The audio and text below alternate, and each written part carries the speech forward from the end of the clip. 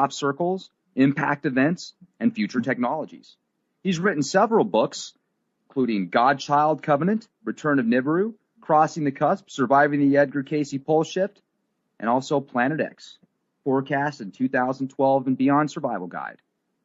Mr. Masters, thanks a lot for joining us tonight. How are you doing?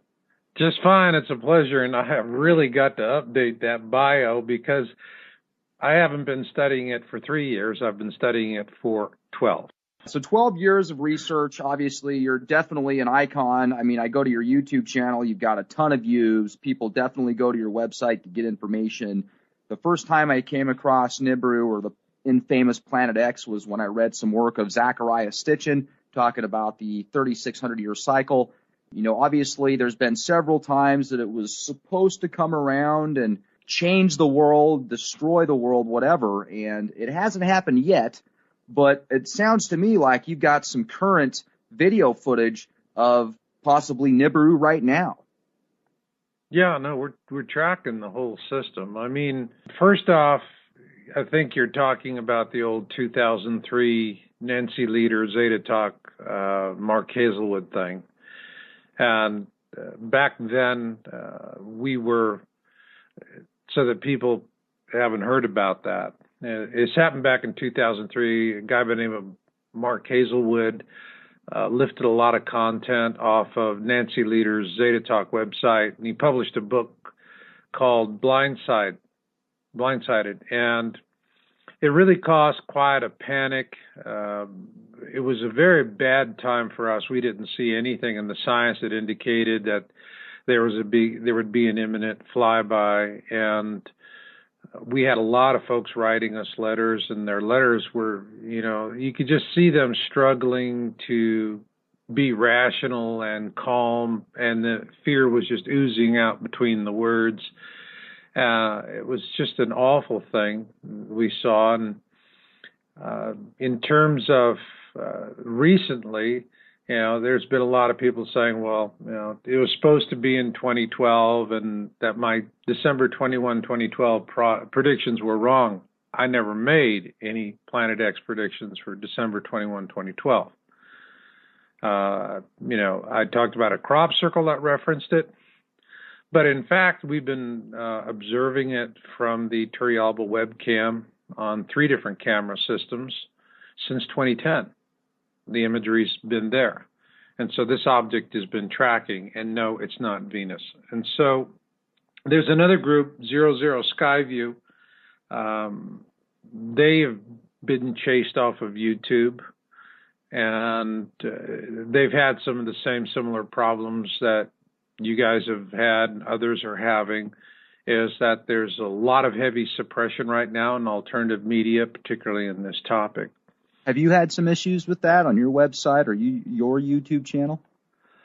I haven't had problems with my YouTube channel, but I do things a little differently.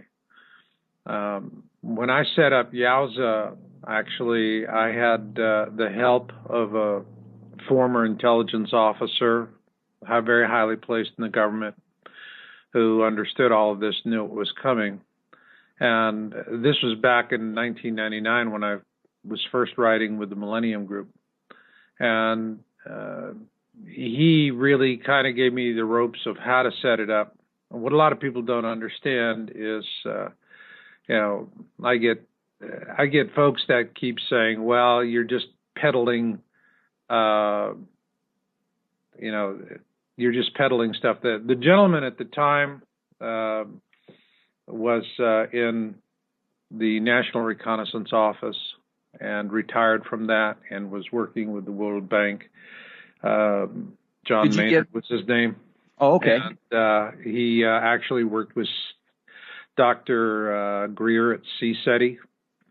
He really, you know, his job was to disrupt, and but he really kind of played both sides of the street. He wanted to keep people from getting hurt.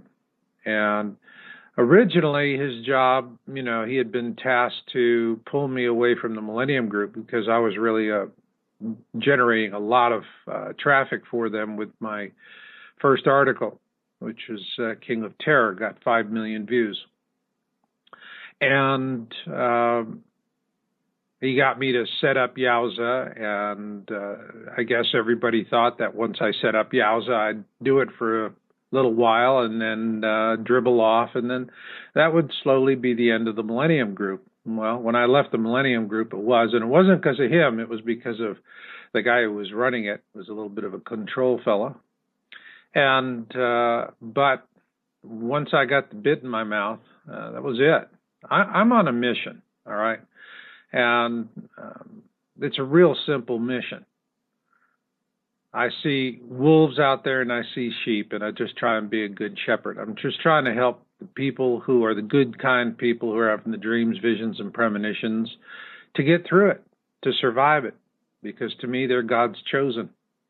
And they're all, I've met thousands of them over the years through email and on the phone and in other different ways. And, you know, these are just kind of folks you want to have as neighbors. They're good people. And once they have the dreams, the visions, and the premonitions, nobody's going to bull feather them, all right? They know what they know. They keep going, and it's hard for them, for a lot of them. They lose their marriages over it because spouses get all freaked out by the topic, and then they go from some sort of deep ingram of racial memory fear of rocks falling on us and killing us to, which is then funneled right into social programming, which says if you're not talking like a consumer, you are alien to this environment and to be treated as such. And then the spouses go into ego, and once they're in ego, it gets polarized and winds up in a divorce.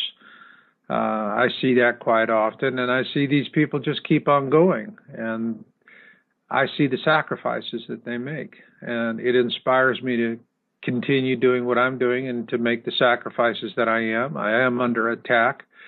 You can go look at, after I did my last video, Planet X 101, who, what, why, where, when, and how, in there, you get to the section that says 1988, a NASA astronomer by the name of Anderson admitted to the existence of Planet X.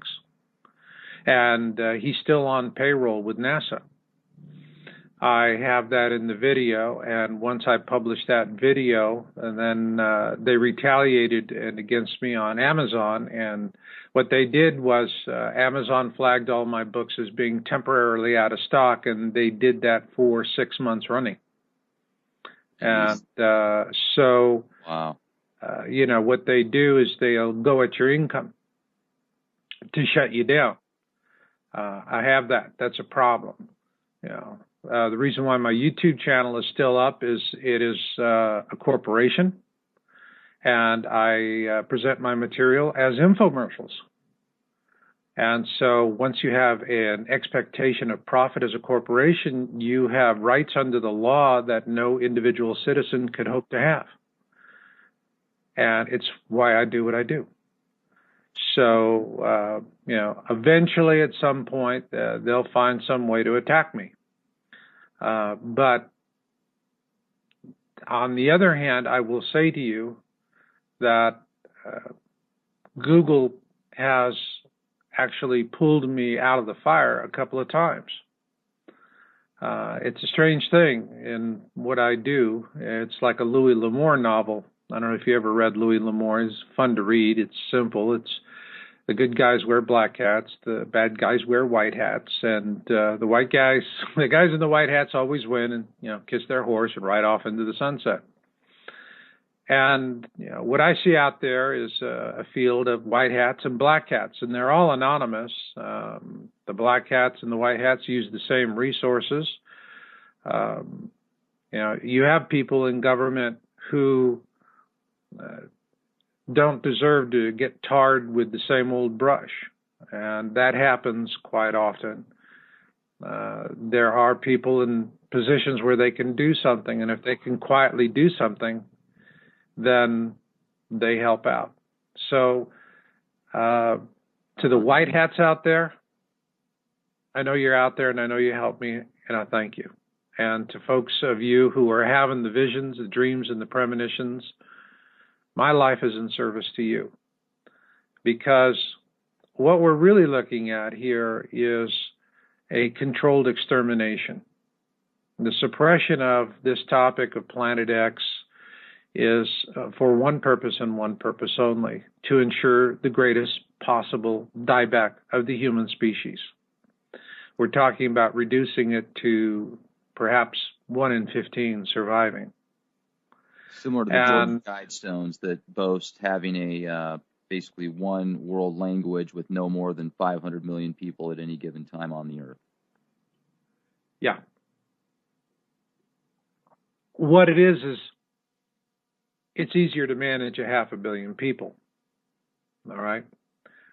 One of the things I recently learned about the RFID tags that really broke my heart, they're not only going to be the mark of the beast in terms of you can't transact business or have a life without them, but a whistleblower told me that there's an undisclosed thing that they're doing with them besides tracking us and actually using them to create a human-wide global cloud, and they can program us. They want to dumb us down, make us stupid, so we're easy to manage. But the third thing that they're going to be able to do is they have identified the frequencies by which we communicate with our Creator, the cosmic consciousness, whatever you want to call it. And the RFID tags can put a blocking signal out, and that's it. You are no longer going to feel the presence of God in your life once you are tagged. That sounds like the fun backs. I don't know if it has any correlation with that, but there was something that looked like it was leaked out of the Department of Defense where there was a seminar and the guy was boasting a vaccine that would eliminate what he called extremist faith. It was something that would eliminate the faith gene, similar to what you're talking about. Yeah, God is an inconvenience for the elites. And so they just are going to program God out of the picture. And I find that to be a very sad thing. This is sometimes, it's easy to be jocular and have the gallows humor, but there's a lot of stuff that's coming down the pike, and things that people don't want to think about and they don't want to consider. And so, it's for the people out there, it really boils down to, I have folks that say, well, you need to get out to the folks that aren't interested and find a way to engage them. Well, hell, I've been trying to do that for 12 years. And all I've learned is people cling to the bliss of their ignorance like jealous lovers. That's the truth of it. And that's the reason why I call the folks that are having the dreams, the visions, and the premonitions. And it's very similar. I've read, like I said, contacted thousands of them over the years, 12 years now of hearing it. I see, impact events, tsunamis, tornadoes. They see these things, and they see them in such vivid experiences. It's just IMAX clarity. And they remember these. It's not like you have a dream at night and then you get up and, first thing, you sit down with your dream journal and you try and remember what you did and you write it out. No. When these folks have these experiences, it just infuses itself into their memory circuits. And they remember these things with absolute, utter clarity. I do. The visions that I have been given, I remember them with clarity. And my first vision of this was a little over 31 years ago.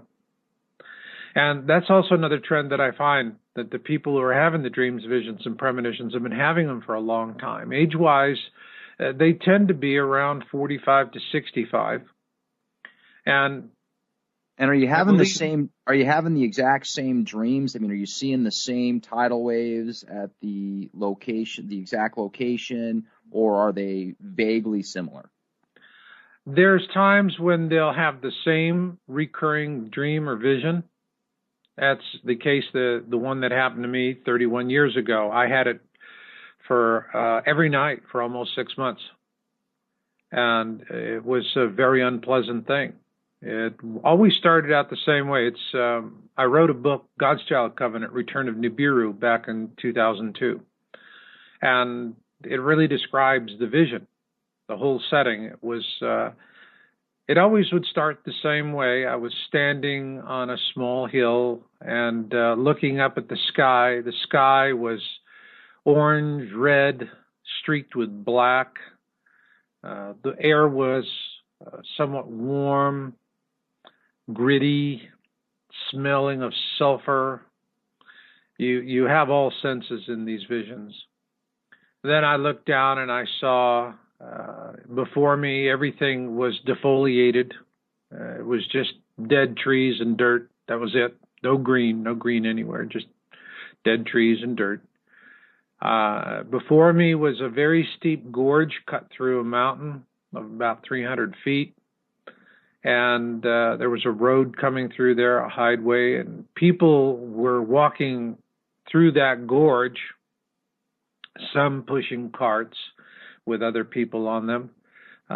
They were wrapped in bed linens, and I could see them that they had a lot of ulcers on their skin, which are called, actually, it's one of the 10 plagues of Exodus, chicken.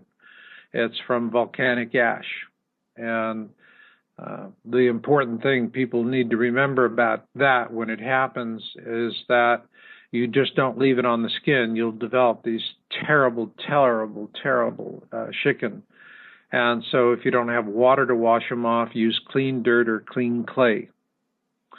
But these people were coming. They were emaciated. Their bodies were covered with chicken. They were wrapped in linen.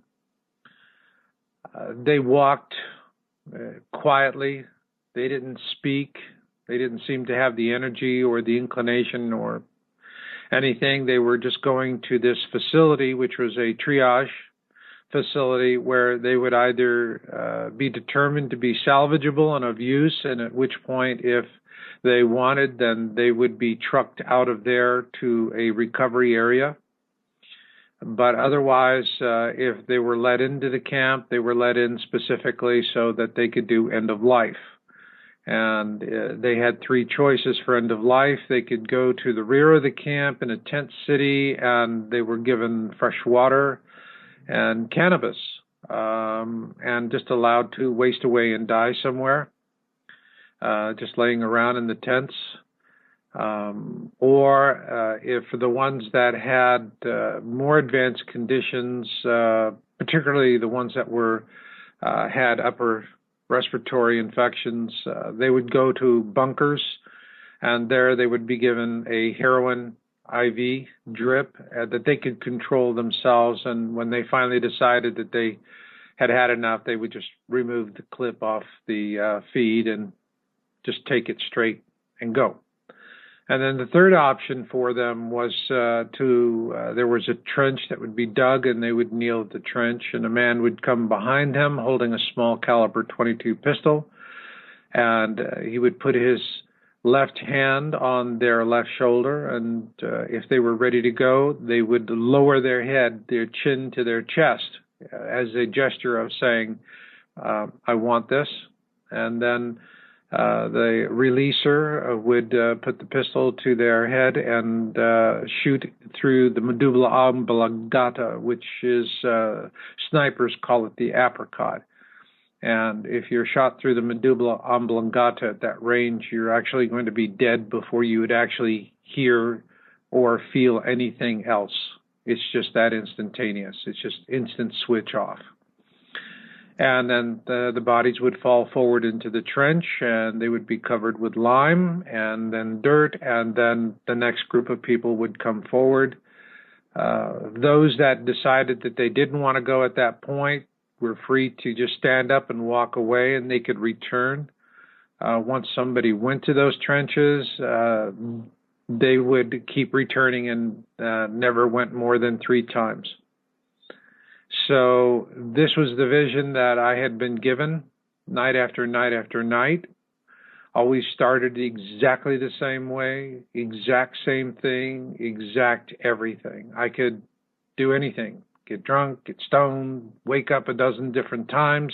If I woke up, went back to sleep, the dream resumed, no different than if I had put it on pause play. And so that's what these visions can be like. And it was perfect IMAX clarity. I mean, more than IMAX clarity. I was there. I was in it. Yeah. I could feel the breeze on my skin. I could smell the sulfur in the air. I could feel the grit. So that's what these people go through. And but the purpose of getting the dreams early is that it is the universe's way of getting you into an evolution as a human being. You have what some might call a Kundalini ascension. And this is the reason why a lot of the people who have dreams, visions, and premonitions wind up in their marriages fail, because they grow. They are no longer the person their spouse married. They're from K-Pax and they're eating bananas, skin and all. It's like aliens abducted them and left this weird clone substitute. But really what's happening is that they're becoming far more spiritual in their lives, in their world perception, and they evolve in their spirit and in their thinking and in everything that they do. And consequently, they diverge from their spouses dramatically. They grow away from them. And so they're never the ones to make threats. It's the spouses that are in a state of fear, the ones that make threats. And but interestingly, I find that once, particularly those who have decided to bust a move to get to safe ground, do that, they're the ones that file, not for any of the bad behaviors that the spoiler spouses are doing, which I've seen terrible behavior. I've seen spoiler spouses using infidelity and mental cruelty and other things as an excuse for their behavior in response to this Kundalini ascension, if you will, on those who are having the dreams, visions, and premonitions. It's very sad. Only 1 in 4 couples, or 1 in 5 couples, are you going to find where the husband and the wife are both in awareness together. And in those cases, they're incredibly, incredibly fortunate people.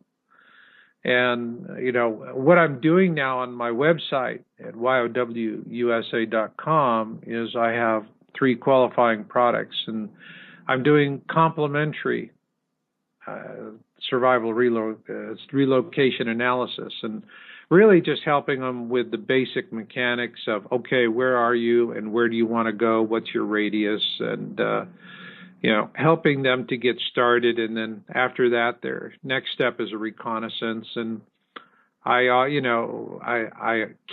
make the offer at 15 minutes so that if I have someone who's disingenuous or disrespectful, then I can cut it short.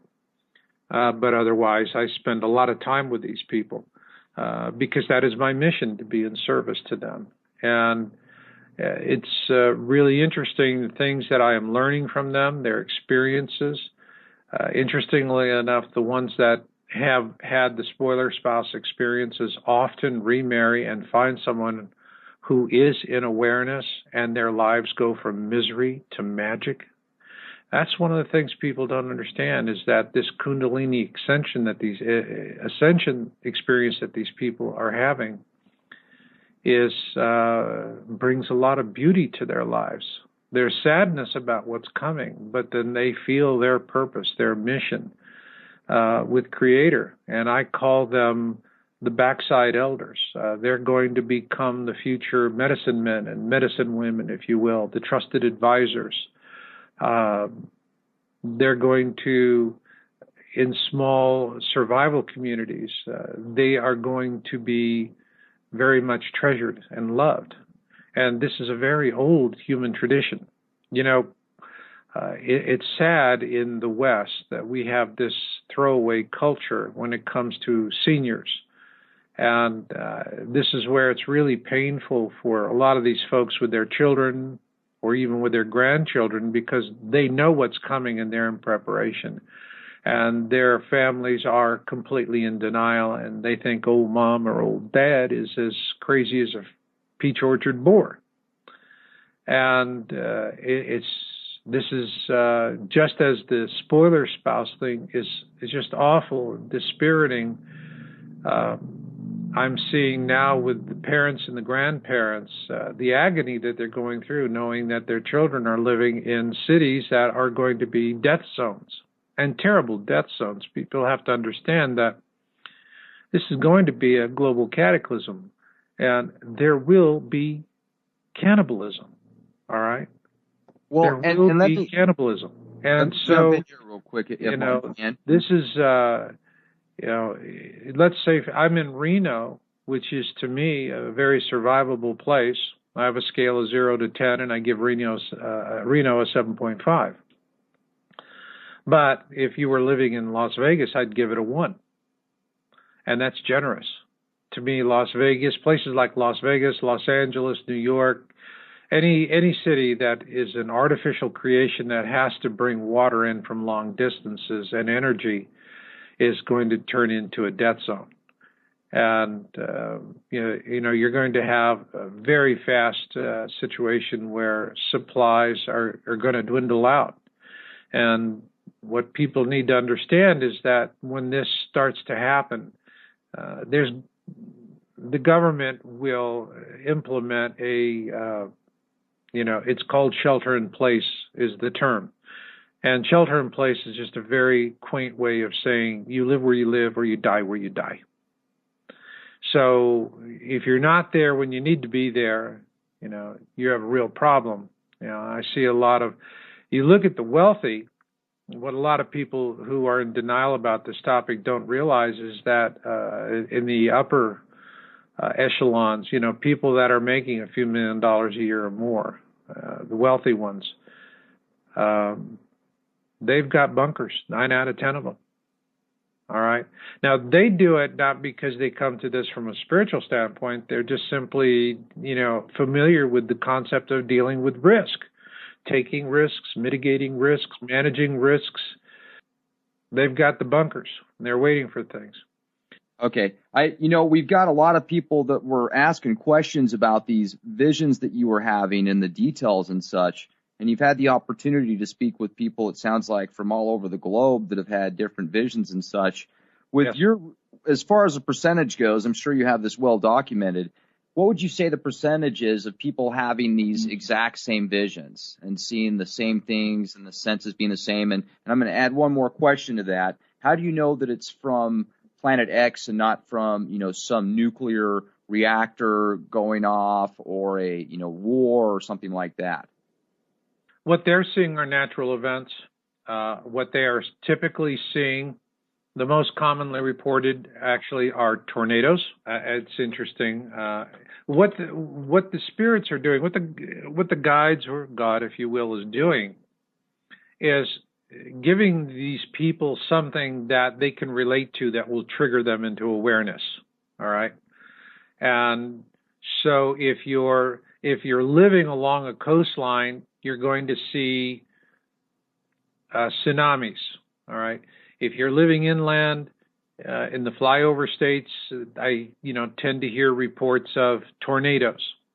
I'm talking about really, really awful tornadoes. Fives and one right after another, ba-boom, ba-boom, ba-boom, ba-boom.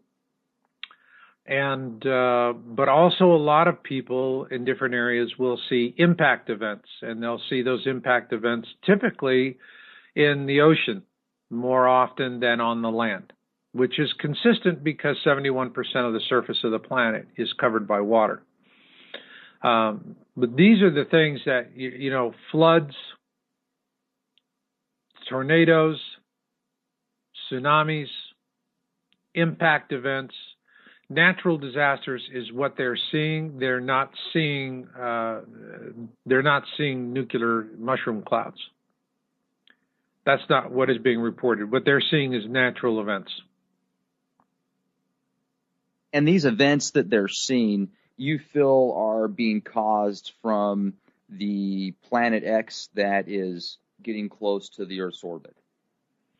I'm not saying that Planet X itself is triggering the dreams. All right. What I think, based on what I have seen, is this is a consciousness event in response to what is coming. So Planet X is not the causality, if you will, it is the reason, but not the causality of these dreams. The causality of the dreams is God, or the universal mind, or the universal consciousness, whatever you want to call it, that higher power that is reaching out to these people and touching them. And there's other things that I find interesting. These people are not, they're not your typical churchgoers, devout churchgoers. These are the people that tend to get kicked out of churches because they ask questions that are not on the thou shalt only ask questions from this list. Okay, they're asking the questions that the guys that are getting a piece of the pie, if you will, to stand between you and God and to explain things to you, can't explain. And so they get bounced out of churches. And that's part of the whole process that they go through.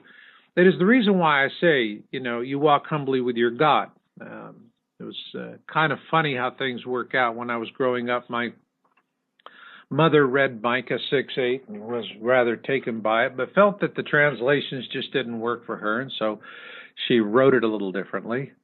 And the way she wrote it, I call it Laurie's prayer, is it hath been told thee all men what is good and what the Lord doth require thee, to do justice, to love mercy, and to walk humbly with thy God. And what I have come to realize in this point of my life is what my mother had taught me as a child, is the watchword for the chosen, those that have been reached, so that they would have this long, and we're talking about these people have had these dreams and visions for a long time. And so they're experiencing this, and they're growing into it. So I see that you have a question from the chat room. Does the Skyview team have a time frame for the approach of Nibiru? They are posting their observations. And what we can say is there's one astronomer, Carlos Farada. He's a professional Chilean astronomer. In 1940, he began talking about Planet X. And, what he told us is that this has an orbit that defies our understanding of astronomy. This is an object that behaves its own way. And from what we have seen, that's the truth. In terms of, where it's going, I can say it's observable from Turrialba right now. We've had one verified observation from North Carolina that we're going to be reporting on in our next, in one of our coming videos. So, people say, when am I going to see it? When am I going to see it? And, to be honest with you, excuse me, but it's just disingenuous nonsense. I hate it when I get these people that come beat their chest. I'm going to go to Costco. I'm going to get a telescope. I want the coordinates. Tell me where. I want it now. And they do this like dumb monkeys. In October of last year, Skyview posted a video, and they said, go look here tonight at 8 o'clock. Find this star, find this planet, draw a line between them. It's right in the middle. If you have a good pair of binoculars like 10 by 50s or your Costco telescope, you'll see it. And what happened was that video was pulled off of YouTube. Their account was compromised within 24 hours. And all of the chest beaters that were going, show me, show me, show me, where the hell were they? Nowhere. They were busy going to the mall. So, I mean, I really get tired of it when people are going, give me a date, give me a date, give me a date, because that's denial nonsense.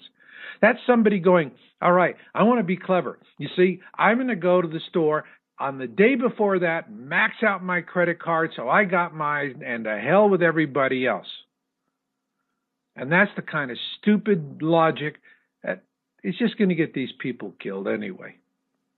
Well, So, there's all a I'm lot. telling you is we've got it observed. We put it up there. We put all our observation data. We publish everything. We're totally forthcoming and transparent, unlike certain governments. And, people still, they got this date fixation. So when is it going to affect everyday life, though? Because, obviously. It already is, bucko. Geez, wake up and smell the seismicity. There's seismicity all over the freaking planet. Hot springs popping up, sinkholes. You don't think that has anything to do with the fracking and the chemtrails and all the toxins that are being released from the not only petrochemicals, but giant factories in China that are producing dollar Happy Meal toys? This whole blame it on anthropomorphic causes. I mean, this is Al Gore, an inconvenient omission, as I call it. It's as we reported back in, first off, it's what's happening is we're in a binary star system. Sol's smaller twin, a brown dwarf 5 times the size of Jupiter, is coming in, and the two objects are interacting already, and the sun is more radiant, and that is what is pounding hell on us. And I saw this back in the 90s. It's what brought me into this research. I was doing business in Russia. I would fly over on Aeroflot over the pole every December and return in January. And the first time I did it, in my first return trip in 1993, I remember looking at the North Pole, the Arctic, and it was beautiful. It was white, pristine, clean. I'd never seen blue ice in my whole life. I grew up in Arizona. In Arizona, blue ice is something, you go to 7-Eleven, they put ice in a cup and they put some blue sauce on it or something. That was what I knew from blue ice. I was seeing it. I was just sitting there in this Aeroflot airliner, which, by the way, are more comfortable than Boeing.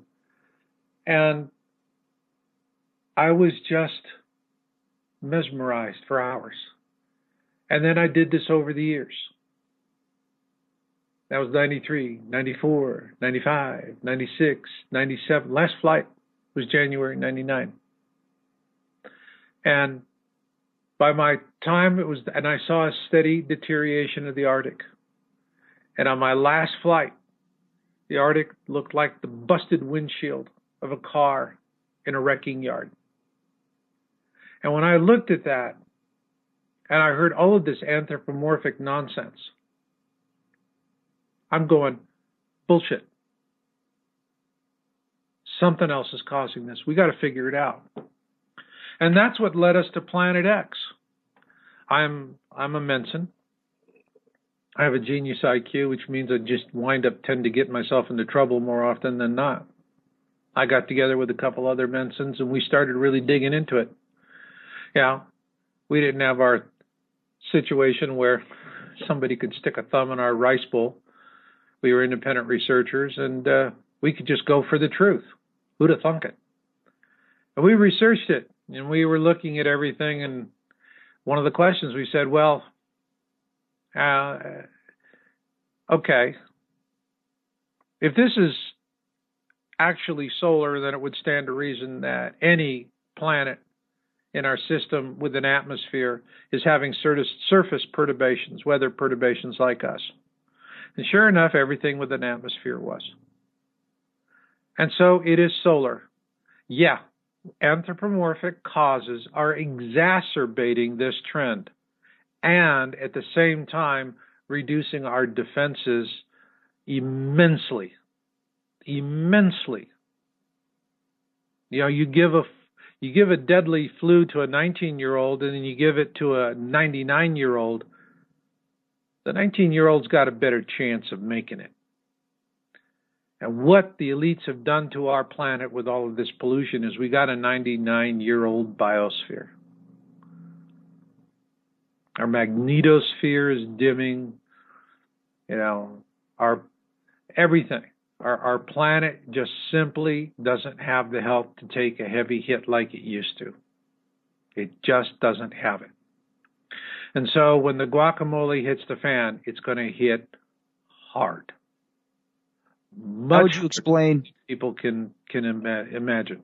How would you explain all the chemtrails, the mass amounts of geoengineering that's going on right now? Would you say that is to manipulate the weather, or is that more to protect the Earth from the coming cataclysms because of the Nibiru that you're talking about, seeing coming close enough to the Earth to cause even more upheaval? Chemtrails there's many reasons for the chemtrails. First, the aluminum dumbs us down a little bit and also makes us weaker, more susceptible to disease. So that will also help increase the dieback. But right now, it's from what I'm seeing, there's more of an economic purpose, and it's one of the reasons why I left California. I moved out of Santa Cruz for a number of reasons. One, the radiation from Fukushima. The Pacific is going to be dead in a few years.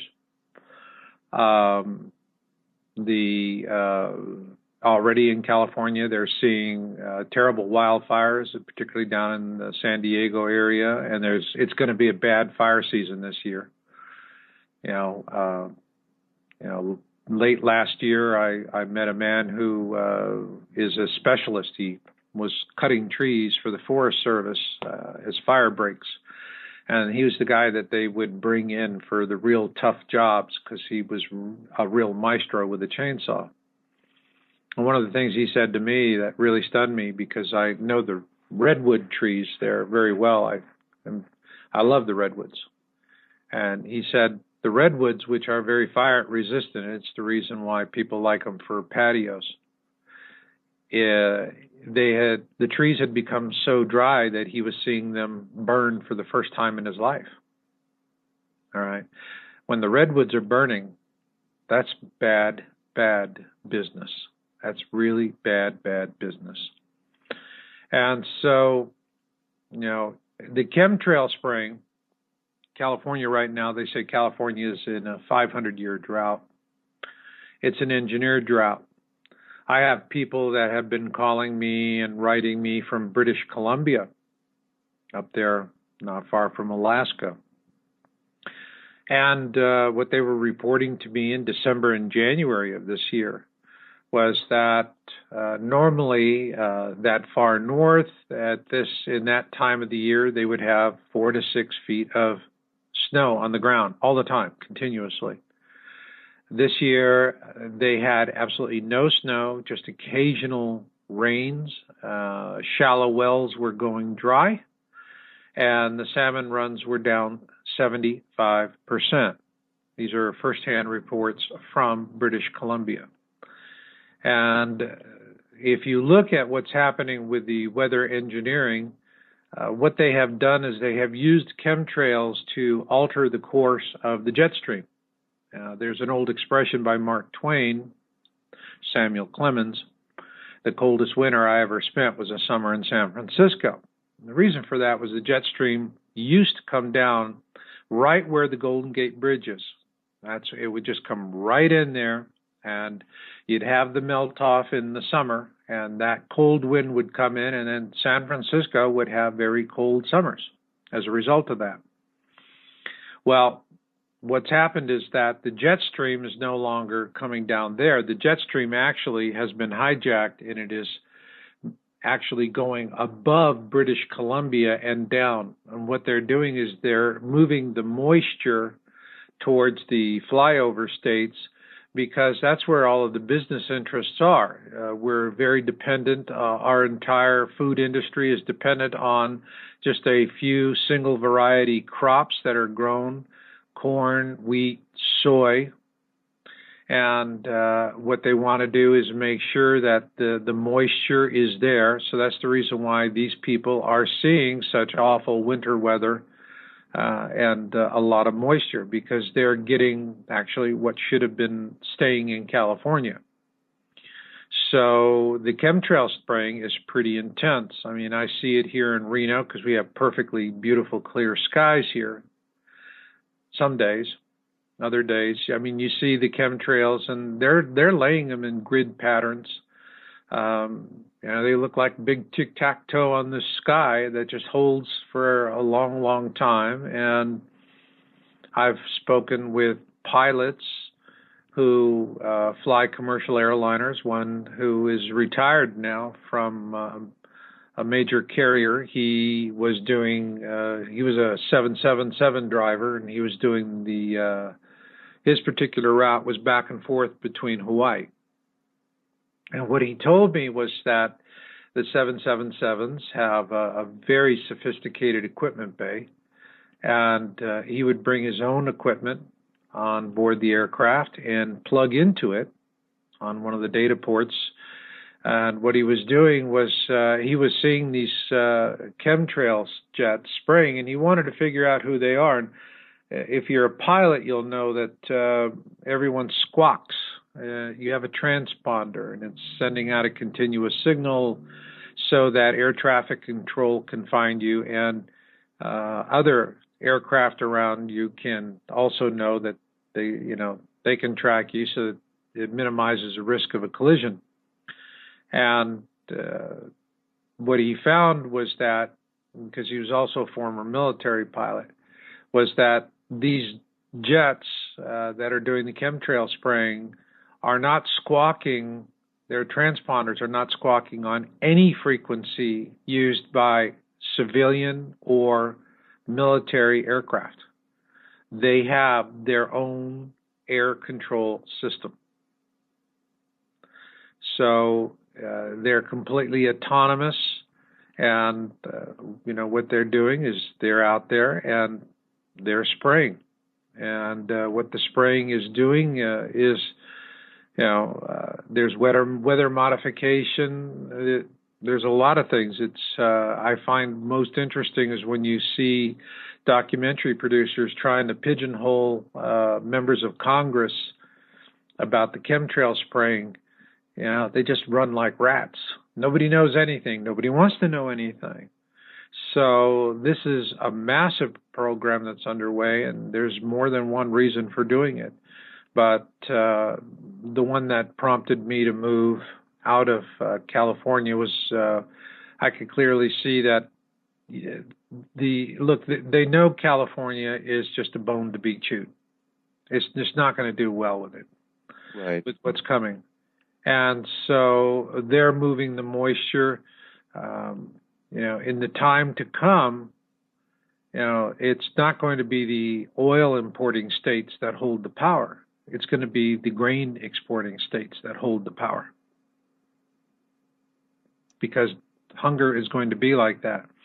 And Americans are going to be really shocked to find out that they're going to be unable to afford basic things in the store, and they're going to have a hard time getting access to things because there's going to be more lucrative markets overseas where there's people that are going to be willing to pay any price, and these people will come in and buy our harvests out. And so Americans, it's not going to be America first when it comes to the harvests. Well, and let me jump in here for a second, too, because a lot of people have been saying this for quite some time. And if you look around, the petrodollar seems to be weaker on a monthly basis. A lot of these wars, people speculate why they actually happen. We can get into that on another episode. But when is it going to actually happen to the point to where, Bob and Jane can't go to the store and buy groceries without having to literally scrape up all their money just to pick up a couple of top ramens or something like that? Back in Germany before World War II, when the market tanked and it took barrels of cash to go pay for a loaf of bread, stuff like that. You know what I'm talking about? Well, it's only a few years away. And so what people out there really need to understand is that every day you spend in denial, every day you postpone your planning and preparation, every day you stay in a place where you know you're unsafe, and you do not bust a move, as I call it. And I call it busting a move because you have to bust up your life to do it. But every day that you do that, you're going to have fewer and fewer and fewer and fewer and fewer options, and you're going to have less money, and it's not going to go as far as it did before. And so you're going to pay the price of procrastination in ways that are going to make you, for those of you that are listening to this and going, well, gee, I just don't know about that. I'm going to wait to see. I'm going to wait to hear on CNN. I'm going to wait for this. By the way, you want to wait on CNN? I used to be a science feature producer for CNN years ago, back when it was really a news agency. Now it's just, to me, it's a Soviet era Pravda. It's just let me propaganda mill. This is really important. I'm glad you brought this up, Marshall, because a lot of our listeners probably didn't know that. I know you have regulars that listen to your shows and listen to your videos, but for our listeners, the fact that you did work for CNN, I got to ask you a couple of questions about that. I did see Congress back in the day that admitted the intelligence agencies actually funded them to produce certain materials to cause certain reactions and responses within the populace. So do you have any inside information on that, or did you ever actually have first-hand contact with alphabet agencies telling you to put out certain news reports for a certain agenda? When I was there, Ted Turner was running the show. All right? These were the early days. These were the mid-'80s. And Turner was a son of a bitch, but he was a fantastic son of a bitch. Okay? He ran a lean, mean news organization, and they didn't kiss anybody's tuchus. That was the days when things were independent. But what happened was the FCC, and it's the FCC who is, they're getting ready right now to destroy net neutrality. And what they did back then, which was a horrible crime against the nation, was that there had been a long-standing rule. You could only own a limited number of radio stations, media outlets. It was like 7 media outlets. And so, consequently, when I was with CNN, there were 50 different major companies in the media doing news. It was very competitive, and you had to go out there and get the good stuff. And I was working in the science department. By the way, CNN, I think, closed their science division 10 years ago. All right? It got in the way of profits. And but once the FCC did that, then what you had was these big corporations like Clear Channel. If you want to know why you're hearing Bill O'Reilly or, the disc jocks, okay, and the ones that are out there, with the angry rhetoric day after day after day, and they're everywhere all across the country.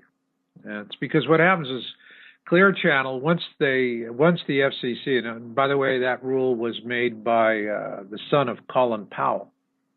Colin Powell, the guy that got us back. Well, his son destroyed news in the country. He destroyed it. He single-handedly did it. It was one little bureaucrat. It was an inside job. It was absolutely a mole. And what they would do then is they would go into local markets, and they had money. And they could go to a small station and say, we'll set up our own station here and we'll kill you. Or you can sell out for a lot of money and go have a nice time in the Bahamas for the rest of your life. And so these small station owners would take the money and run. And then what they would do is they would go in, and the first thing that they did was they would go into the head end, all the broadcast equipment, and they would install their feed box from their network, wherever that was. And once the feed box was installed and ready to go, they'd flip it on, and there was no more local programming, or maybe just a little bit of it. But the next thing they would do after that is they would keep everybody in the sales department, but they would fire the news department. That's it. No more local reporting. They all got fired. They all got pushed out. And so now what happens is that we have 5 corporations, not 50, like when I was in media, that are shaping the entire message. And so it's, it's, I don't care who, it's just what flavor of propaganda do you want? Well, when you've only got 5 flavors, there's obviously not much selection. So that's why I was going to say, who's controlling the 5? Yeah, that's probably even fewer people. So, yeah, you have these huge media empires, and they control everything. And these media empires are all, it's all, there's all of this duplicity and back scratching with other elites. People seem to have this, cling to this notion that we have a capitalist democracy. Bull. We don't have. We have what I saw when I was in Russia. Okay? We have an oligarchy. You got a few billionaires that are getting all the money and all the power, and they're pulling all the strings, and everybody else is they're fighting over the crumbs. Hell, you got one family, the Walls, and their wealth is the equivalent of the bottom 60% of the country put together. Just one family has as much money as 60% of all the people living in the country put together. Yeah, there was an article just the other day about that. Yeah. So there is, and you can get out there and you can say let's fight it, let's turn it around, forget about it. This is the cycle of empires. This is a timeless thing. It's what brought Rome down. It brought down other empires. As empires rise up, they're popular with their populace because everybody's getting a piece of the action. And there's opportunity. But then they reach their zenith, and at that point, the elites step in, and then they start consolidating the wealth and the power into their own hands. And they drain all the vitality out of the body politic. And so what happens is all you have to have is some sort of calamity that comes along that when the empire was young and in its prime, it could have easily overcome. But once it has had all its vitality sapped out of it, it just collapses overnight. That's it. Boom. Just falls like a doll rag. Yeah, for example, in Rome, you used to be, when Rome was in its ascendancy and its glory years, fathers would say to their sons, come home on your shield or with it. In other words, die in battle or come back a victor. But the corruption, just no different than the corruption that we have now, was so pervasive that the middle class just stood aside and said, okay, to the invaders, come on in. So we'll have the same thing here. If I were a parent now, I would be mortified if my child said, I want to be all that I can be and join the army. I'd say, what, to go die for Monsanto? To go die for an oil company? No. Good point. It seems as if Monsanto, is very well funded in, Agent Orange is where they made a lot of their money back in Vietnam, and now they're putting food in the lunchrooms for kids' cafeterias. It's incredible how things change like that, and I'm glad you brought that up. I really am, and I know that you are quite an expert in survival and locations to go. Also, Mr. Masters, with all your information out there for our listeners as well, if you could share with us some locations that would be you see as a safer alternative versus being in a large city, or maybe somewhere geographically speaking wouldn't be a good area. Well, what I can tell you is that there's fewer and fewer areas. All right. when I do an analysis with people, it's a broad spectrum of issues and things in terms of helping them and how do they transition, what do they do for, to find a place that is going to, wherever you're going to go when you get there, it really needs to feel like home. You'll know when you get there. But if you're on a coastline right now or within 40 miles of a coastline, East Coast or West Coast, you need to get the hell out of there. You need to bust a move. If you're sitting on the New Madrid Fault, you need to bust a move. If you're close to Yellowstone, you need to bust a move. But, if I were to say where would be an area, certain parts of Appalachia, otherwise, if I had the money, I would move to Canada. I'd say Canada, up there north of the mid-states, the middle of Canada, from the U.S. border up for about 300 miles. That would be the ideal place you want to go to. Otherwise, what I'm really trying to do with folks when I do a survival relocation analysis is to find something within 500 miles of where they're living. And here's the reason why. First off, it's a one-day drive. So that's going to help you. Now, in terms of places like Ohio, Pennsylvania, first off, wherever there are fracking fields, death. Period. I used to be able to tell people that were in New York, for example, I'd say, hey, look at Pennsylvania. Because Pennsylvania is really ideal, or used to be. What you're looking for in your best areas is soft earth, deep artesian water, rolling hills. Those are the three things you really want to find in an ideal situation. And with enough elevation, either you're inland far enough, at least 40 miles inland, or from a Great Lake, and, a few thousand feet up, and, soft earth, rolling hills. But you have to get into it. It's like, I'm just hesitant right now to say any one particular area, because I am finding as I'm doing this analysis with the folks that I'm helping is it is getting really flippin' hard. You got to, you have to look in terms of where are nuclear plants, right, where are they doing the fracking. Then you have other stuff, industrial concerns. Now, remember, once this thing breaks loose, no structure on the face of the planet is going to survive it. All right? And so you're going to have all of these tea kettle reactors that we have out there with these huge pools. And that is going to be just terrible for anybody living in those areas. The fracking is, that's just awful. I mean, huge tracts of land that were once, to me, prime survival land they're going to be death lands, because the concrete casings in the wells are all going to fail with any kind of real seismicity, which is going to happen all across the globe. Everything's going to become, we're seeing global seismicity now.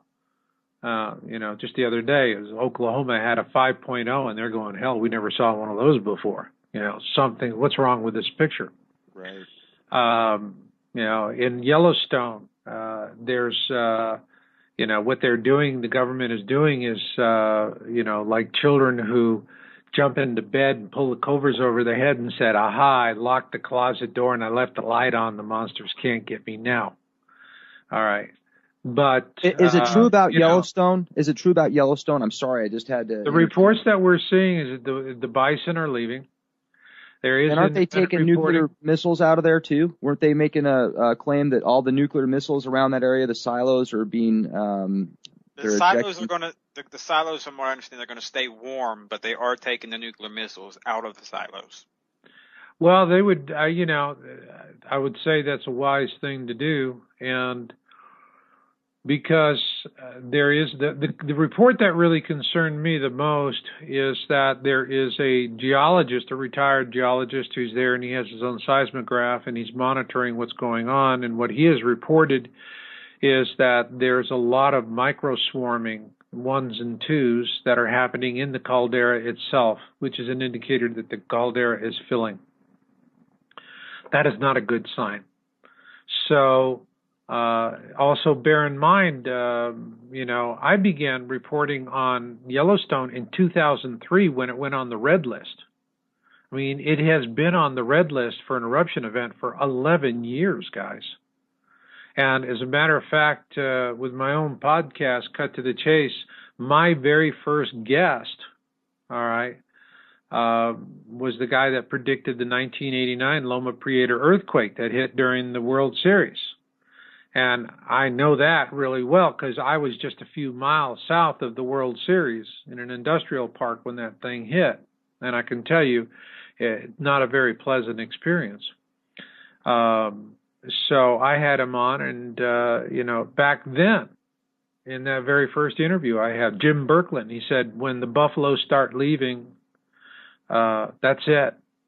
It's a bad sign. Well, there are reports coming that the buffalo are leaving. And, of course, there's cover-up spin that says, well, it's just natural migration. These animals don't look like they're migrating. They look like they're getting the hell out of Dodge. They're not following, their old trails that they're following. They've been following for centuries. They're following the roads because the roads are the fastest way out, and they're going at a pretty good clip. So you have this building there. It is consistent with hot springs that are popping up, volcanoes. There's a tremendous amount of volcanism and seismicity. The seismicity is driving the volcanism from what we can see. So all of the signs are out there. Now, it's still the same. People are going to stay in denial of this because, like I said, people cling to the bliss of their ignorance like jealous lovers. And so even though you're seeing and reporting on all of this, it doesn't make a difference. It only makes a difference from what I have seen for people that are either what I call perceptives. These are the ones that are in planning and preparation because they are familiar with risk. Either they're wealthy or people who cater to the wealthy or are in security agencies or work with security firms, investment firms. These are the ones that perceptive. In other words, they're the ones that are looking at these reports and they're going, this ain't Kansas, Toto. I need to do something. All right. Meanwhile, the ones that are getting the dreams, visions, and premonitions, they're looking at that and they're going, this ain't Kansas anymore, Toto. And everybody else is going, hey, is I Love Lucy on? Yeah, let's watch Dancing with the Stars. This is bullshit. Fear porn. Whoop, whoop, whoop, whoop, whoop. Fear porn, fear porn. And that's what they're doing. So it's, the people that are in planning and preparation, whether they are on the spiritual path and in awareness, or they are perceptives who are just simply smart enough to see what's happening in the world around them, they are not asking me for when's it going to happen. They're just getting ready. That's all. They're getting ready. When it comes, it comes. And if it doesn't come, great. The ones that are asking me, when's it going to happen? When's it going to happen? Are the ones that want to wait until the very last minute to get out there before all the dummies hear it on CNN so that they can max out their credit cards at Walmart. Ain't going to work. Ain't going to work as planned. So if you're not doing it now and you're not in a place where you need to be now, another thing that you need to consider as to wherever you're going to move to is you want to be able to own a piece of land. Ideally, something that's in an unincorporated area, something that is far enough away that you're not going to have utility companies that can run a line to the house because we have a growing authoritarian government. I don't recognize what our government has become. It is really turning into this, it's spying on us in every way imaginable, telling us it's for our own good. Nonsense. Nonsense.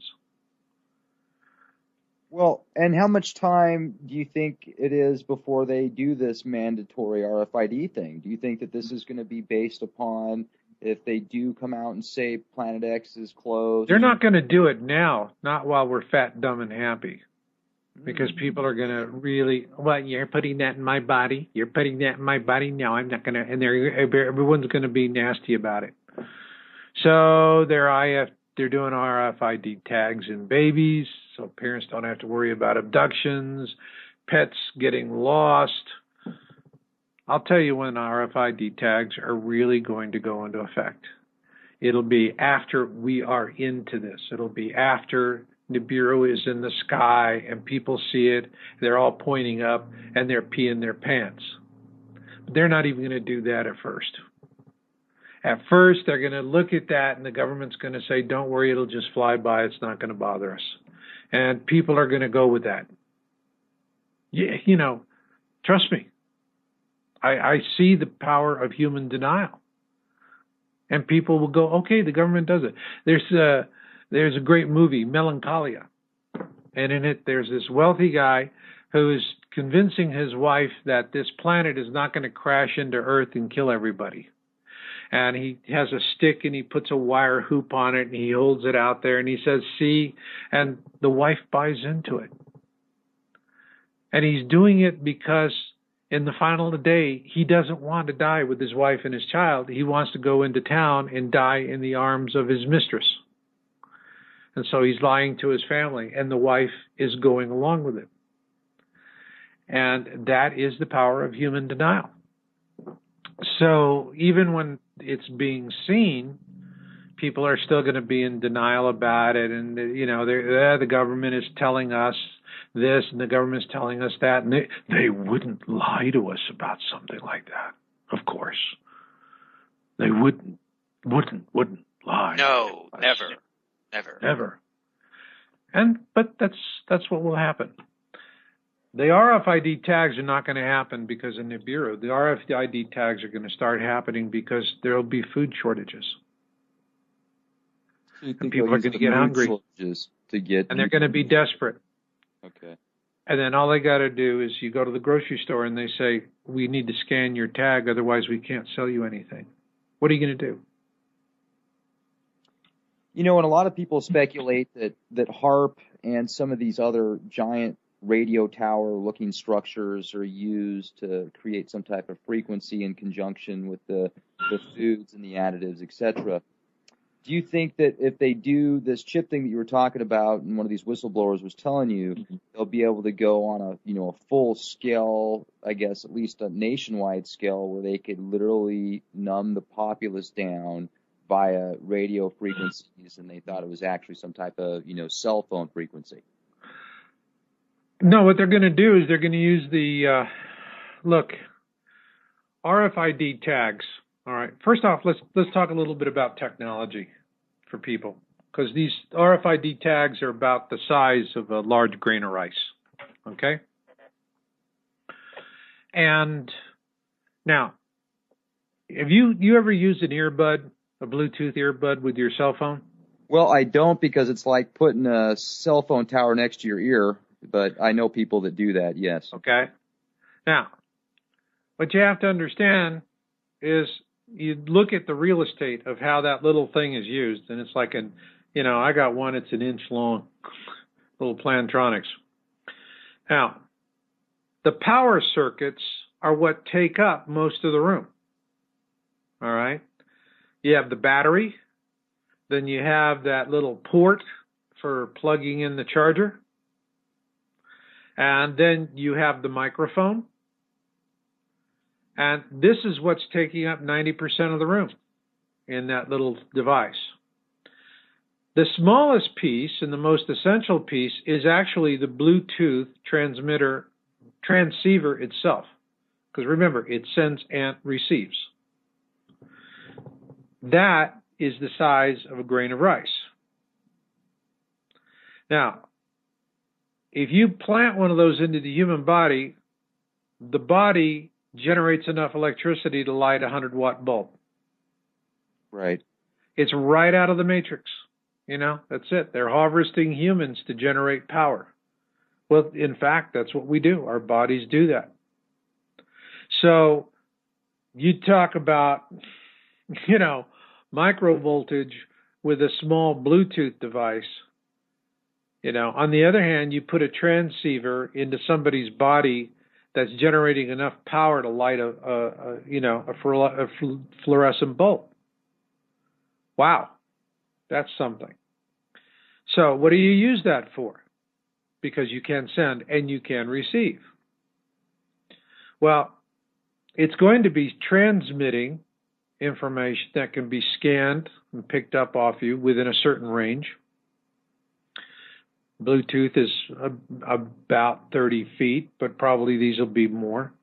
However, on the other hand, you would have all of these units, like little mini cell towers, if you want, all over the place. They're going to be scattered everywhere, picking up and sending and transmitting, but they can also transmit from a satellite. And what they'll do is that they will beam down programming. And what will happen is that RFID tag that is in your body is going to receive this neural network programming. And it is going to go straight into your brain. And it is going to program you to think whatever the elites want you to think. So not only are they going to use it to track all of your locations, they're going to program you. And what they're going to program you to do is be docile and subservient. Well, it'd make 300 million people perfect candidates to do whatever they wanted. Have a certain reaction. And what they want is to ensure the single maximum largest die-off. Look, the elites are already, everybody's going, what am I going to do about this flyby? What am I going to do about the pole shift? What am I going to do about this? What am I going to do about this? Elites had these conversations decades ago. They're built out. They got everything. They're ready to rock and roll. And what they're going to do is very, very simple, guys, is that they want to come out and maintain control. So once we get to the backside, I call the backside, that's when we see blue skies again. They're going to come out of their deep underground military bases, and they're the ones that are sitting there, and they've got places like the Doomsday Seed Bowl in Svalbard. Now, the power has to have some sort of basis, a commodity basis in control. And in a post-historic world, gold and silver are not going to be, people can't eat gold and silver. You got a can of peaches, you got a box of 12-gauge shotgun shells, now we're talking. All right? So they're going to come up out of the bunkers, and what they're going to say to everyone that survives, and whatever few governments survive, it'll be real simple. They're going to say, hey, you are free to starve on your own, or you will submit to us, and then we will provide you with medicine and food. And that's it. Go to the Svalbard Seed Vault. Bill Gates, the most successful billionaire, monopolist in the world, is the poster child for the project. And who's funding it? Corporations like Monsanto. Are they saying on the front of it, we are going to share this wealth of genetic legacy freely and with love with the population? No, you ain't going to find that anywhere on their site. And you're not going to find any GMO seeds in their vault. So that's what they're planning to do. That is the reason why.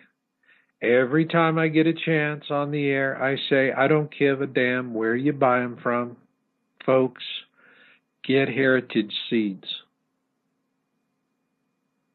Because it's not about feeding yourself. It's about staying free. It's just that simple. Well, and a lot of people think that they need acres worth of crops in order to survive, but it seems like a lot of people are being creative now and able to grow gardens within their apartments. Have you done any research into that? Do you have different setups and blueprints and stuff that you offer? Well, that for me, I find people who are in planning and preparation are very adept at doing the beans, bunkers, and bullets, as I call them. My focus right now is on the spiritual side. And how do people spiritually prepare for this? And that's important. I'm not talking about, getting a Gideon's Bible in your backpack. All right?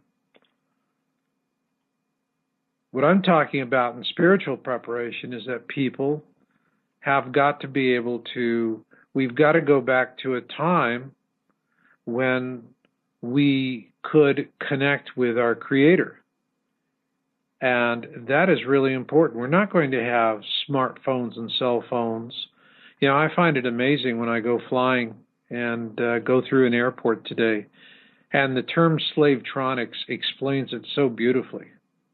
You don't see people talking to each other. I go through an airport terminal that's absolutely jam-packed with people everywhere, and all I can hear are janitors moving around in the air conditioning system, and occasionally someone calling flights.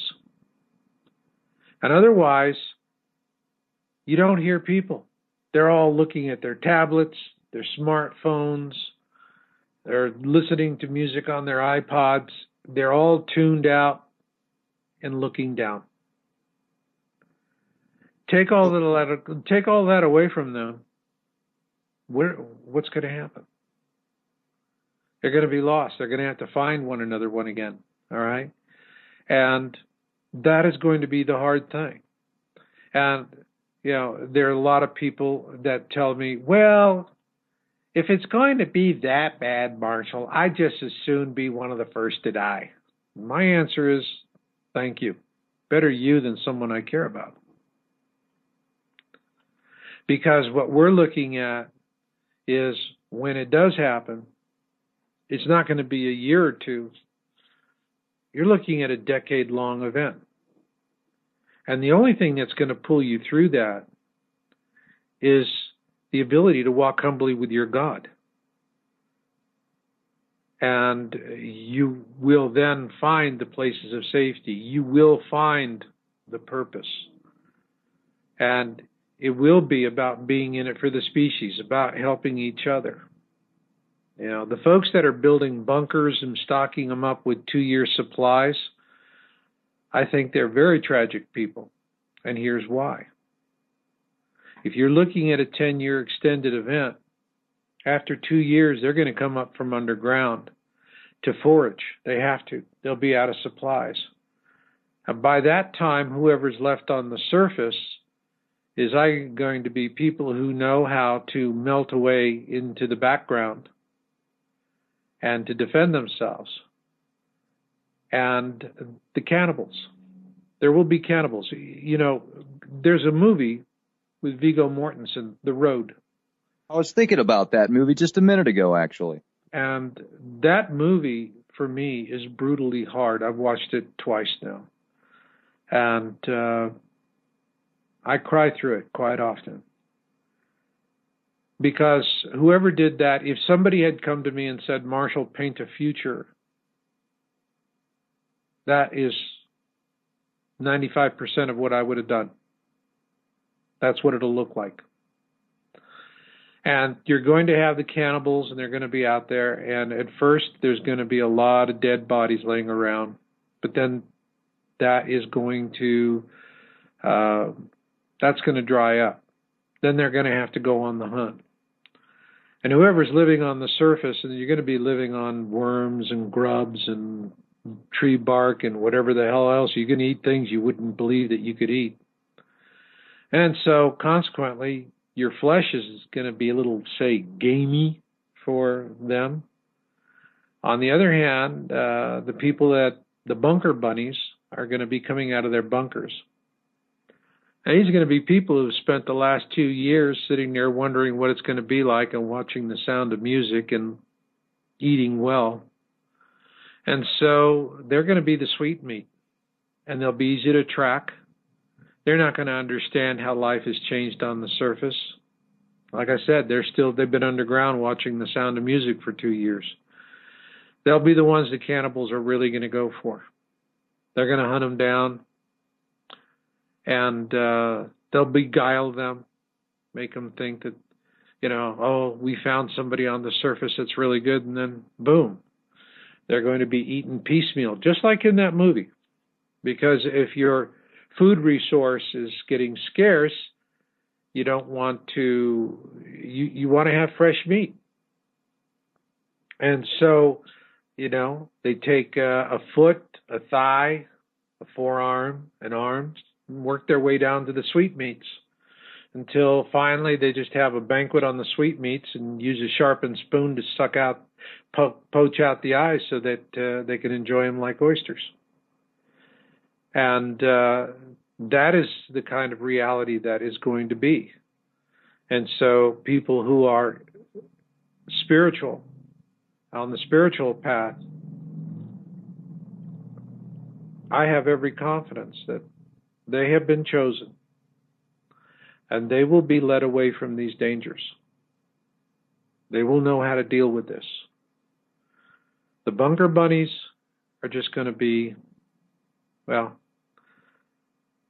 a weekly, just simply an entree on the hoof for the cannibals. And then the cannibals will go through that, and then they'll start feeding on themselves, and eventually they'll be gone. And what will be left are the chosen, the ones who've had the dreams, the visions, the premonitions. They'll be left, the meek. They will inherit the earth. I don't say that as a Christian. I'm not a Christian. I belong to the Church of Marshall. Got one on the rolls. We're not taking donations. We're not proselytizing. And thanks but no thanks, we don't do interfaith. But that's the way it's going to be. That's how the meek inherit the earth. And for those that say, well, it's not a problem for me, I'll be raptured out. Nah, ain't going to work. It's going to work as bad for you as it works for the people on the other end of the spectrum that are saying this is going to be an ascension event. And one day we're all going to wake up and sing Kumbaya and buy the world of Coke. That ain't going to happen. Well, let me ask you this. It's going to be a brutally hard time. But at the end of that, if the people who survive, and bear in mind, it's not going to go any better for the elites than it is for the people on the surface.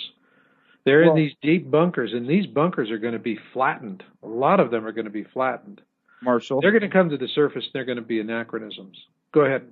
Yeah, I'm just trying to jump in here because I think it's just kind of important at this point. I'm sorry to interrupt, but the question is, you had that vision that you talked about over and over and over again about these different sets of people that were either offered cannabis and a slow death, they were offered morphine and a quick death, or a super fast shot in the back of the head. Is that going to take place? I mean, are people going to be offered that, or is it going to be more just a 10-year suffering period where people are going to have to go through situations literally like The Road, that movie? This is going to go in phases, all right? It's not going to be this convenient, okay, we're going to have the disaster tomorrow, and then in 3 days the power comes on and we go to the mall. Forget that. This is going to be a slow motion train wreck that's going to go in stages. And so the triage is going to be the initial stage. What I see happening with our government is that we're going to have a bifurcation. You're going to see the government that goes below ground, which is going to have resources, and they're going to want to exercise their control on the government above ground by sending some of those resources up to the surface in a trickle. But I also see on the surface that there will be an attempt. I mean, there's a lot of good people in government, and I think a lot of good people in government are going to fight that. And they're just going to want to do what they can to be in service to people with what resources they have. But there will come a point where all of that just deteriorates and falls away.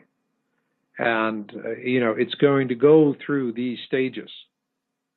and where government is just going to be, in most cases, government will just be a memory.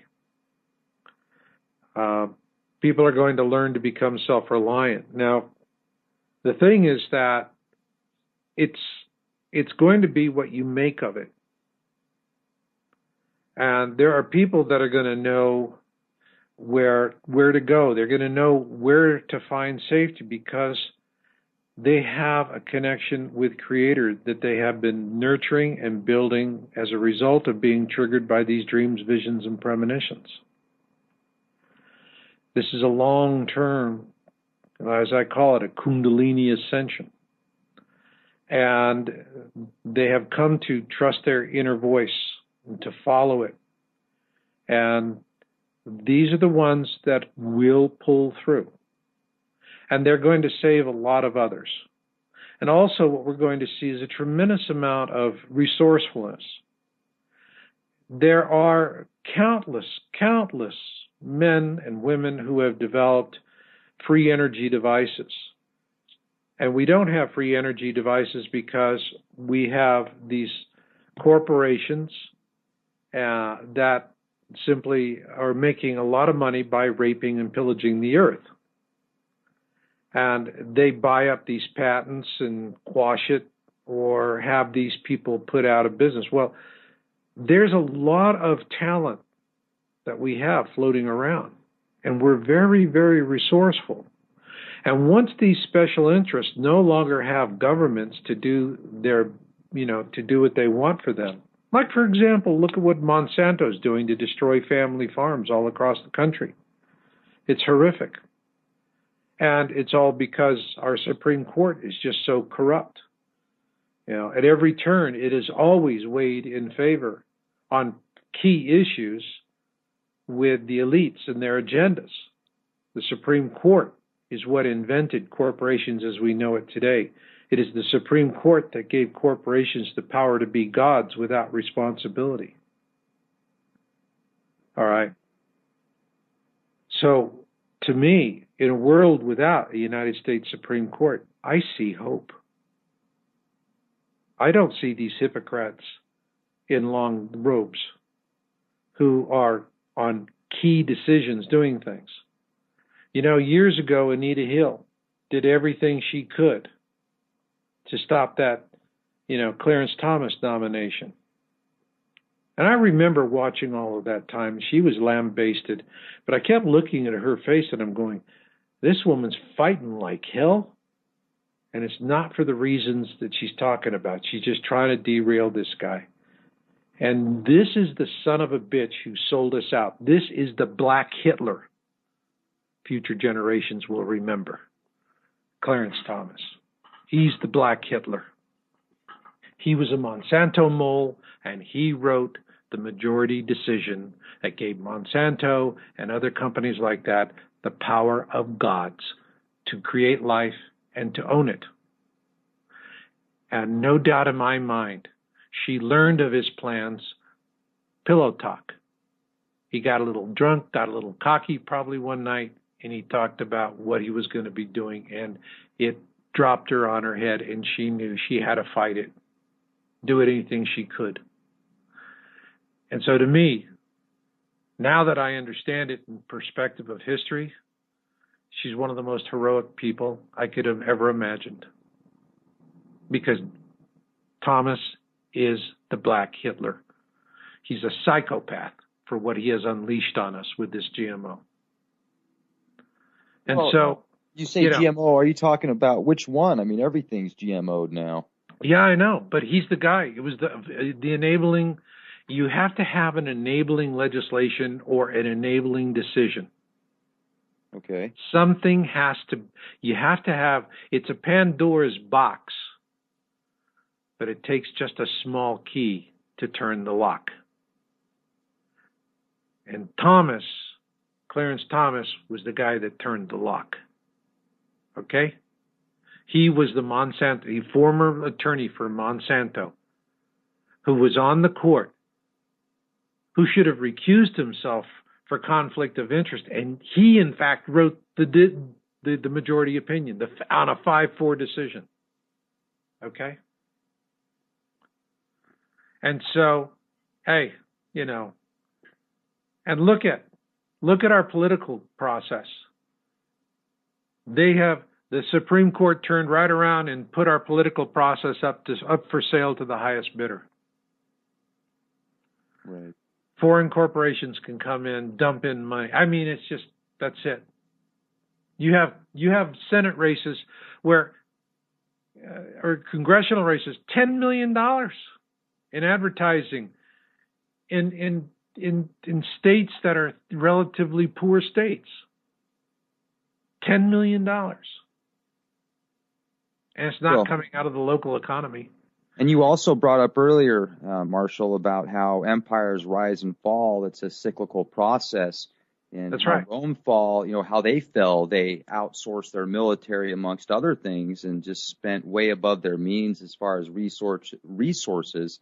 So look at America now and outsourcing their military, having microchips and very sensitive defense systems being built in China that can cause compromises not only in the military industrial complex, but also in the civilian and the civilian commercial industry, the different sectors out there where they can get patents and they can pull that information directly out of computers because of these microchips, and they can go back to them. So it's quite frightening. It really is. And we do need more spiritual awakening. Let me tell you guys out there something. Let me tell you, all right? Because what the elites are capable of doing is very mighty and very powerful. But, you know, I came to really understand all of this back in, I think, 2005. That was when the whole picture, that was when the dime dropped. Okay? 9 years ago. I could see all of it. All the dots connected. And it was a brutal time. I was depressed. I put on a tremendous amount of weight.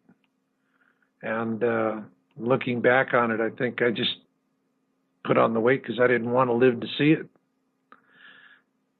But we were doing channeling research, and I was working with very gifted psychics, and we would have a team approach to it, and it was a conference call. I had two other researchers with me. One was feeding me cross-referencing questions, and the other one was feeding me science questions. And I was the one working with the channel, and we would be working with whatever entity, and they would be either incarnated, unincarnated, or extraterrestrial. Incarnated meaning they had once, at some time, incarnated in human form. Unincarnated had never incarnated in human form. And extraterrestrial. It was interesting. We would, with the extraterrestrials, we didn't do them that often, but when we did do it, what they were telling us all the time, and interestingly enough, these were races from the other side of the galaxy. You know, we were never in contact with someone from Nibiru or Anunnaki per se. These were races on the other side of the galaxy who actually had the same message as the Hopi prophecy rock, which is, if you choose unwisely at this point, you're going to become a slave species for the remainder of your existence until finally, after your planet has been so badly exploited that it's of no interest to anyone else, you'll be free to die with your planet. Have they been here before? Huh? Have they been here before? The Anunnaki? No, the ones that you were channeling. No, these are races. The ones that were coming in with these particular gifted channels were coming in from such far distance away. And interestingly enough, one time, you know, I don't handle it in, you know, being reverent and, you know, trying to phrase things in thou shalts and whatever. I would just talk to them like I'm talking to you. And they liked it. And I was talking to one of them, and I just said, you know, okay, you've told me all of this. You're on the other side of the galaxy. So why are we having the conversation? What's in it for you? And the answer that came back kind of floored me. I wasn't expecting it. And they said, a lot of our relatives have incarnated in your form for this disaster. And so what is going to happen to us is a cosmic event. We, if you've ever been on stage and the spotlights are on you, you're blinded by the spotlights and you can't see the audience. And we're blinded by the spotlight, but there's an audience out there. And there are ones out there that are pulling for us, and others that have no more concern for us as beings than we do for farm-raised trout. And that's what's out there. And so, you want to line up with the ones that are for you as opposed to the ones that are against you. But what we found most useful was we were working with entities, the unincarnated and incarnated entities. And with them, we had a very simple vetting protocol. And we would just say, give us an observable weather event 6 to 12 months out. Give us a weather prediction 6 to 12 months out. Every one of them gave us a prediction. Every prediction happened exactly as they said it would. Could you name some of those for our listeners? One event, for example, we were told you will see a typhoon heading towards, in this particular month, a typhoon late in the season heading towards Baja, and it will turn towards in the direction of San Diego. It will likely exhaust itself before it gets there or make landfall very weakly. That's exactly what happened. It came towards Baja, turns towards San Diego, and exhausted itself. Another one said you're going to have your hurricane season is going to happen late. You're going to have several large storms, and they're going to happen in rapid succession, which was what happened. So those were examples of the kind of weather events that they gave us. And so we would do our analysis, and then after we finished doing our analysis, we would just take it at face value. This is what you said. And then we would catalog, the predictions, and sure enough, we would monitor the weather, and that would happen. Those events would happen. And, it was, we find that there are things that were difficult for them to describe to us because we would say, just, do you see this object, Nibiru, coming? And they'd say, yeah. Some were able to describe it. Others, their understanding of what they were seeing and their ability to explain it was really based on whatever their past lives were and whatever experience they had. What was that exactly? Would love to hear about that. Well, what they told us is that this object is on a very unstable orbit, both on its equatorial and its polar axis. And it's moving up and down and back and forth, and which is the reason why it has the wings. And so, they were giving us that information back then. But the real thing that the channeling event that was really the most important to me, because at this point in time I was very, very depressed. Okay, very depressed, because to realize that this handful of elites were engineering a dieback of the species. You have to understand, all of my family in Europe were killed in the concentration camps. Okay? And these sons of bitches basically, want 14 out of 15 people to take a shower. Because then they reduce the population to what they feel they can control. It was just brutal for me.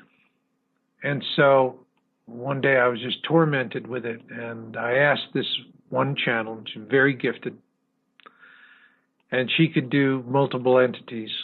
Other channels could just do maybe 2 or 3 entities. she was just like a long distance operator. Boom, anything you want. And so she put it out there and what I needed. And the guide that came back was had been a priest in the Egyptian in an Egyptian sanctuary thousands of years ago by the name of Serapis Bey. Dumb luck, I even found him on Wikipedia. You can find anything on the net. But Serapis Bey, I explained what it was that was breaking my soul. And here's what Serapis Bey said in it. That was the day my life turned. And he said, the story of humanity is a large book of many, many, many chapters. And it is only half written. This chapter belongs to the elites. They own it. There is nothing you can do to take it away from them. Nothing. Do not waste your time trying. But this chapter, as all chapters and all books, is coming to an end. And they know this. And they know the next chapter is not their chapter. And the only way they can make it their chapter is if they can bluff you into letting it happen. In other words, if they can get you to sell your birthright for a bowl of lentils, they win. But the next chapter belongs to the meek, belongs to the good people. And it will be an enlightened future, but only if we are not to squander it. And so for me, I look at the population of people who follow my work and they're 45 to 65.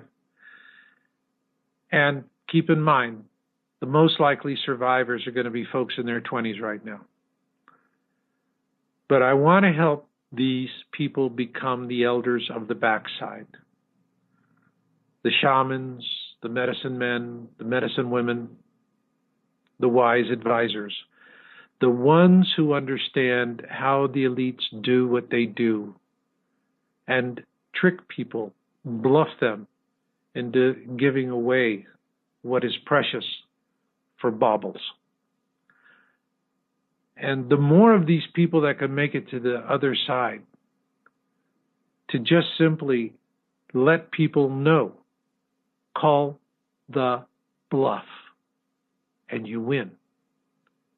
They don't have anything in their hand. Call the bluff. And they will fade away like anachronisms. And so, when I look at what I'm doing and who I want to help, that's what I want to do. I don't know if I'll be there. I don't know if I'll make it. I sure as hell will try. But I'm in it for the species. And I don't want to see these bastards win. Not on a bluff. Not when they're holding nothing in their hand. And we're the ones holding a straight house, a full house. And they got nothing. I don't want to see them win the bluff. It's just that simple. And if we walk humbly with our God, and we have the wisdom to understand their beguiling ways, that we can call their bluff, we win. And humanity will see the beginning of a new age, and it will be beautiful. It really will. It's not going to be some Mad Max or Orwellian nightmare. It will be a beautiful age. But if in the odd chance we let them trick us into selling our birthright for a bowl of lentils, our future will be as written on the Hopi prophecy rock. We will be enslaved for countless generations to come, and after the planet has been so badly abused of its resources, we will be left to die with it in freedom. And this is what these races on the other side of the galaxy were pleading with us. Don't make the mistake we made. We let our elites bluff us. And we are having a terrible time of it. And if they're on the other side of the galaxy, why are we so important to them? Because their ancestors have incarnated in our form. Right. So if, how do you think 7 billion plus people, 7 billion souls on the planet? We were less than 1 billion up until the industrial age. At the end of World War II, we were 2 billion. 7 billion souls come out of nowhere. They got to come from somewhere. Okay? They got to come from somewhere. And so we are connected. We are connected to other species and other planets all throughout the galaxy. And what happens to us is what is important, is important to them, as it is to us. All things are connected. Only fools think otherwise. Well, that's, I guess the quantum entanglement theory, that at some point there is some connection. So, and it's interesting too, when you had these channelings with these individuals that were able to bring in different entities from other areas of the cosmos, did they explain what it was like for them where they were at? Did they tell you about what a typical day was like?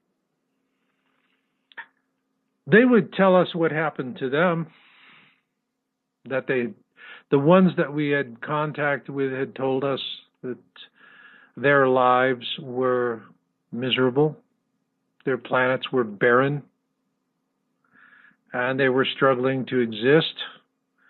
We had one species that had made the right choice, and the guide was, the channel was actually, she was there on their planet and had seen it and just said it was just amazing. It was miraculous. The way that they had designed their world and the buildings that she saw, the things that she saw. That was the only one time that they had made it. But the rest of them that came through were the ones that had made the bad choice. But for the majority of it, though, it was incarnated and unincarnated spirits. And they were the ones that were, talking to us about, addressing, and as best that they could, addressing issues of what would happen.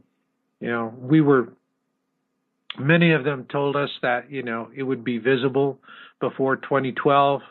And we had been thinking, well, that didn't work out. Well, it was. We have images of Nibiru taken from the first camera installed at the Turrialba volcano in Costa Rica in 2010. We have images from the second camera, and we have images from the third camera, 3 different camera systems all imaging the same object. And the last one that was installed is very poor resolution, very bad camera, which was gifted by the United States government. So, what the guides at the time, we thought the guides had, had given us bogus information. They were right. It was visible. All right. Not from everywhere on the globe, but Costa Rica, this particular place was 10 degrees above the equator, with a pristine view out to the southwest over the eastern Pacific. And so it was, from an elevation of 13,000 feet, it had the right angle on the curvature of the Earth. I mean, it was just a perfect spot to get that, and it was one of the things that fell through the cracks.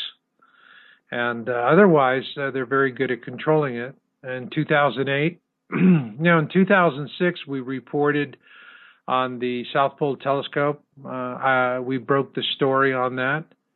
And The South Pole Telescope was used to observe the approach of Nibiru, and actually the Planet X system, it's got a sun at the center and with planets and moons around it. There were, in 2008, there were 2 disclosure videos from 2 whistleblowers from the same facility, and then after that it was tightened down and with security, and that was the end of that. So, as I often say, the closer something gets to the truth in this genre, the faster it disappears. And that's what you have to deal with. You know, disinformation works because you don't have to give people the truth or a lie. You just have to give them a reason to ignore either. And that's what disinformation does.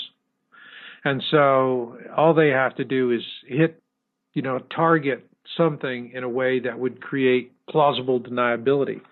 And at which point their job is done, because everyone in the population will then immediately, they'll jump onto that like a hungry dog. And they'll use that plausible deniability to dismiss it, because in the final analysis, they just don't want to face it. And that is the truth of it.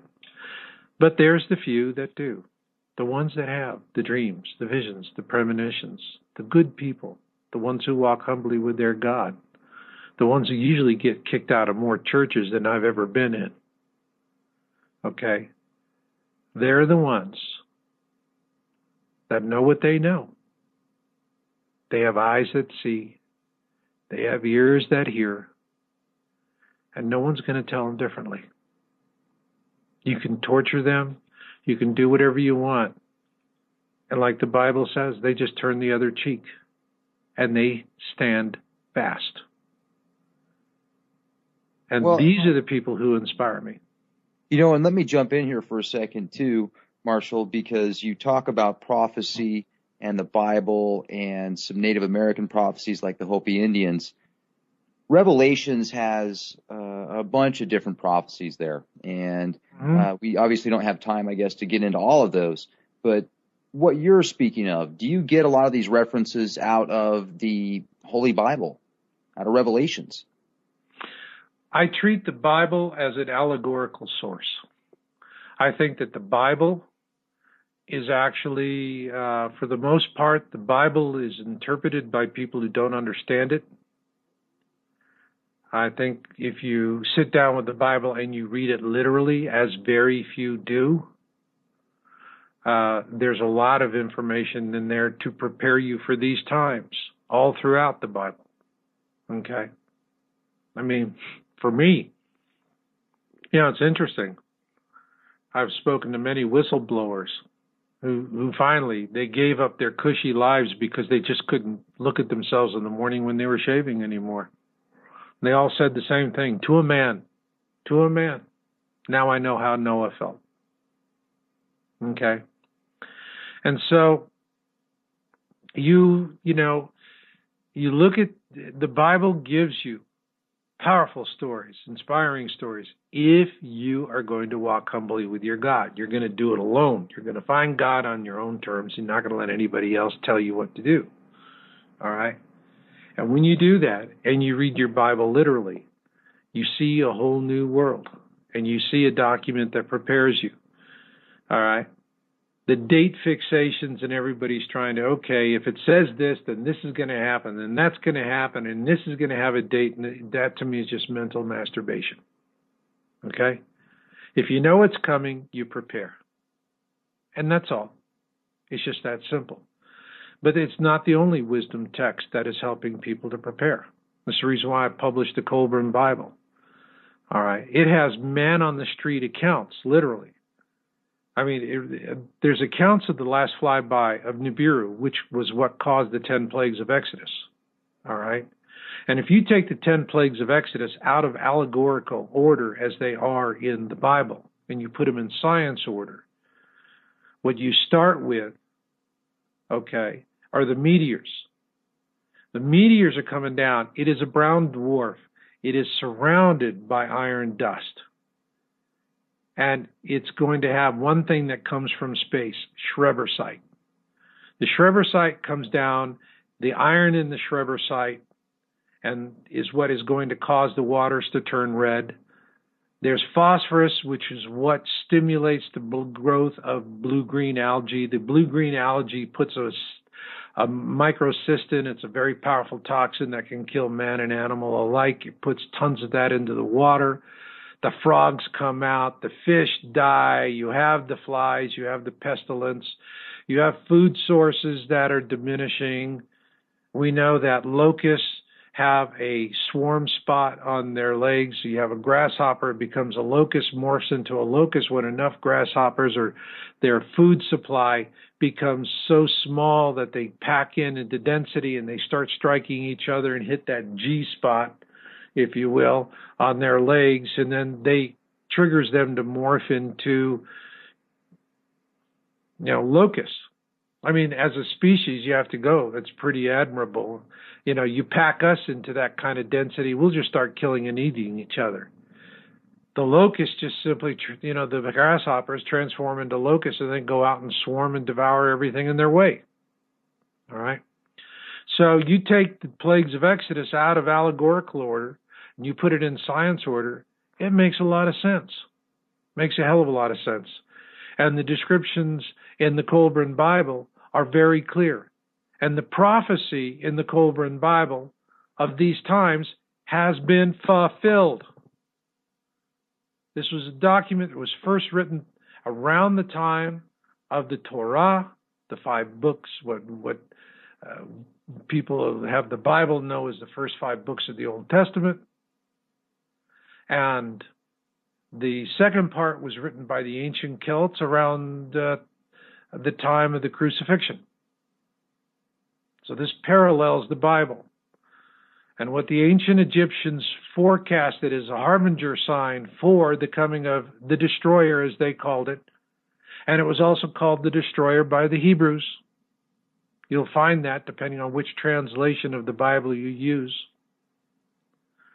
But what the ancient Egyptians told us was that there would be clear signs. There were many of them, but the 2 that were most notable was that they predicted the rise of radical Islam and the fall of the Soviet Union. These 2 things have happened.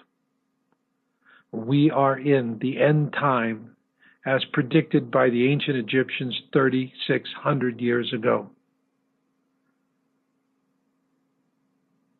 So, and what they tell us about this object when we see it in the sky is it will fill us with so much horror, so much terror, that men will become impotent, women will become infertile.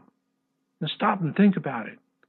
What the hell could scare sex out of a horny teenager? What could be so bad? Well, what's coming is going to be so bad. That is, for the people who've been going, nothing's going to happen, or I'll wait, or whatever, or the government wouldn't lie to me about something like this big. All of the denial rhetoric. They're the ones that are going to be standing out in the street, looking up the sky and pointing at it and looking, oh my God, what the hell's that? Crap in their pants. And quick, let's listen to the radio, and the president's going to go, trust me, it's not going to be a problem. And everyone's going to believe it because they want to believe it, except the chosen. This is when they will either be gone already or on their way, and they will just quietly melt away to places of safety they have already arranged for themselves and for their loved ones. They will not see the devastation. The people, do you think a place like Iceland will be more of a probable location to survive without worrying about cannibalism as much, or let's say Greenland, different areas that are just now being explored? Obviously, Iceland's been around forever and colonized, but Greenland that has been under ice for so many years. The ice sheets in Greenland and Iceland are melting. And these are regions of high seismicity. They'll be isolated. yeah, they may, they may be able to survive and do well. There'll be areas where people will survive and do well. And those areas are going to vary depending on which continent you are, where you're at. But in the final analysis, I'm not worried about the people who are the chosen.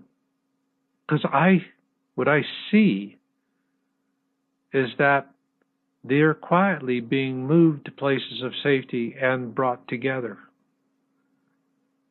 And I didn't really understand this until I busted a move, until I left Santa Cruz and moved to Reno. And it was horrible for me because it was the end of a 19-year marriage. All right. My wife just simply wouldn't leave because, her life was there and she wasn't going to leave her life. Her mother was there, wasn't going to leave her mother. All right. We're still very close friends. I love her. I care about her. We talk on the phone. We're the best of friends. I'm a man on a mission. She's not on the mission. All right. And, the thing is, I am finding here, I came to Reno, and I found home. All right. Interesting thing is here, 60% of the people come from California. And what I find amazing is the people that came from California to Reno are the people that I was trying to find in California and could never find. Huh. And I get out and I look at the snow-peaked mountains. I feel on top of the world. It's just, I got here and it just felt like home. And so where you relocate to, that's wherever you get there, you'll know where you need to be because inside you, that little voice is going to say, you're home. You're going to make it here. Okay? And, there are no guarantees for anyone. But like I said, walk humbly with your God. All right? And if you're having the dreams and the visions and the premonition, you must take action. And you must move now. And if you move to an area and you rent, you do it because it is, I will say this is just one suggestion, is that you rent and but you make sure you get a piece of dirt somewhere. By the end of 2015, you should have a piece of dirt somewhere. And if it's in an unincorporated area with a natural spring or it's got a well on it that's down deep into artesian water, all right, and you have some soft soil so you can grow, but you don't want to be anywhere close enough to be on the grid because if you're close enough to be on a grid, they'll slap a smart meter on you, and then you're going to be forced into an RFID tag, all right? And there will be laws that will be passed that if you don't put a smart meter on your house, even if you're completely off the grid with solar cells and whatnot, if you don't take the meter, they'll confiscate your property. This is the kind of Orwellian things we're seeing. So you want to find a piece of land, get a piece of dirt, and, if it's off in an unincorporated area, way back on, dirt roads or whatever, the land will be relatively affordable right now. And just make sure you got a good four-wheel vehicle to get back in there. And, go put a trailer, but you got to dig your bunker. Anything on the surface is a bone to be chewed. And, you need to get down there. Radiation is going to be a real problem. My book, Planet X Forecast and 2012 Survival Guide, we actually have construction guidelines for how to build your own radiation shelter for yourself using inexpensive materials at hand. So things that you can do that. And, what I can tell you is the people who have money are already doing these things, have been for some time. And when I talk to them on the phone, it's very short conversations. They'll come in. As customers, they're wonderful. They'll buy my best package. But when I do this survival relocation analysis, it literally only takes a few minutes, because they'll say, tell me what you think of this particular location, and usually wherever they bought their bunker or silo is going to be within about 30 miles of that. And then I look at it and I go, all right, this, that, and the other thing. You know, funny thing, on a scale of 0 to 10, and for me, anything 7 or above is good. I've never seen those guys, and these are the perceptives, they're never below an 8. Never. So, you know, you do it, you walk humbly with your God, you trust that inner voice that's within you, and your chances of survival are significantly greater. I don't care what walk of life you come from, how much you have or how much you don't have. If you do that, your chances of surviving are a whole lot better. And also, the surviving is to what purpose? To what end? I mean, think about it. Do you want to go through a miserable decade of complete and total suffering for no other reason than you just want to cling desperately to life? Yeah, no. I already saw in that vision I had 31 years ago. People didn't want to cling. They weren't interested in clinging to life. A lot of people went to that triage camp because they were tired of life, and they just wanted somebody to help them end it. And you're going to see that. You're going to see a lot of people are just going to want to just say, you know, I don't see a light at the end of the tunnel. But the ones that understand that this isn't about just surviving, that this is about the evolution of our species. And the ones that grasp that understand that that is the will of God. And if they will honor the will of God and walk the path, and everyone has to find their own path. Everyone has to find their own path. But if they walk that path with God, they'll get there. Or they'll see it. And if they don't make it, if they fall by the wayside, they will know when they stand before their God that they went the distance. All right? And so for me, you know, I look at this life. I'm not a perfect guy. Nobody is. But, you know, I always think about it. I always think about, what am I going to be able to say for myself when I'm standing before my God? Thank you for giving me this knowledge of what's going to come, but I chose to sit on my ass. I'm not doing that. No, sir. No, sir.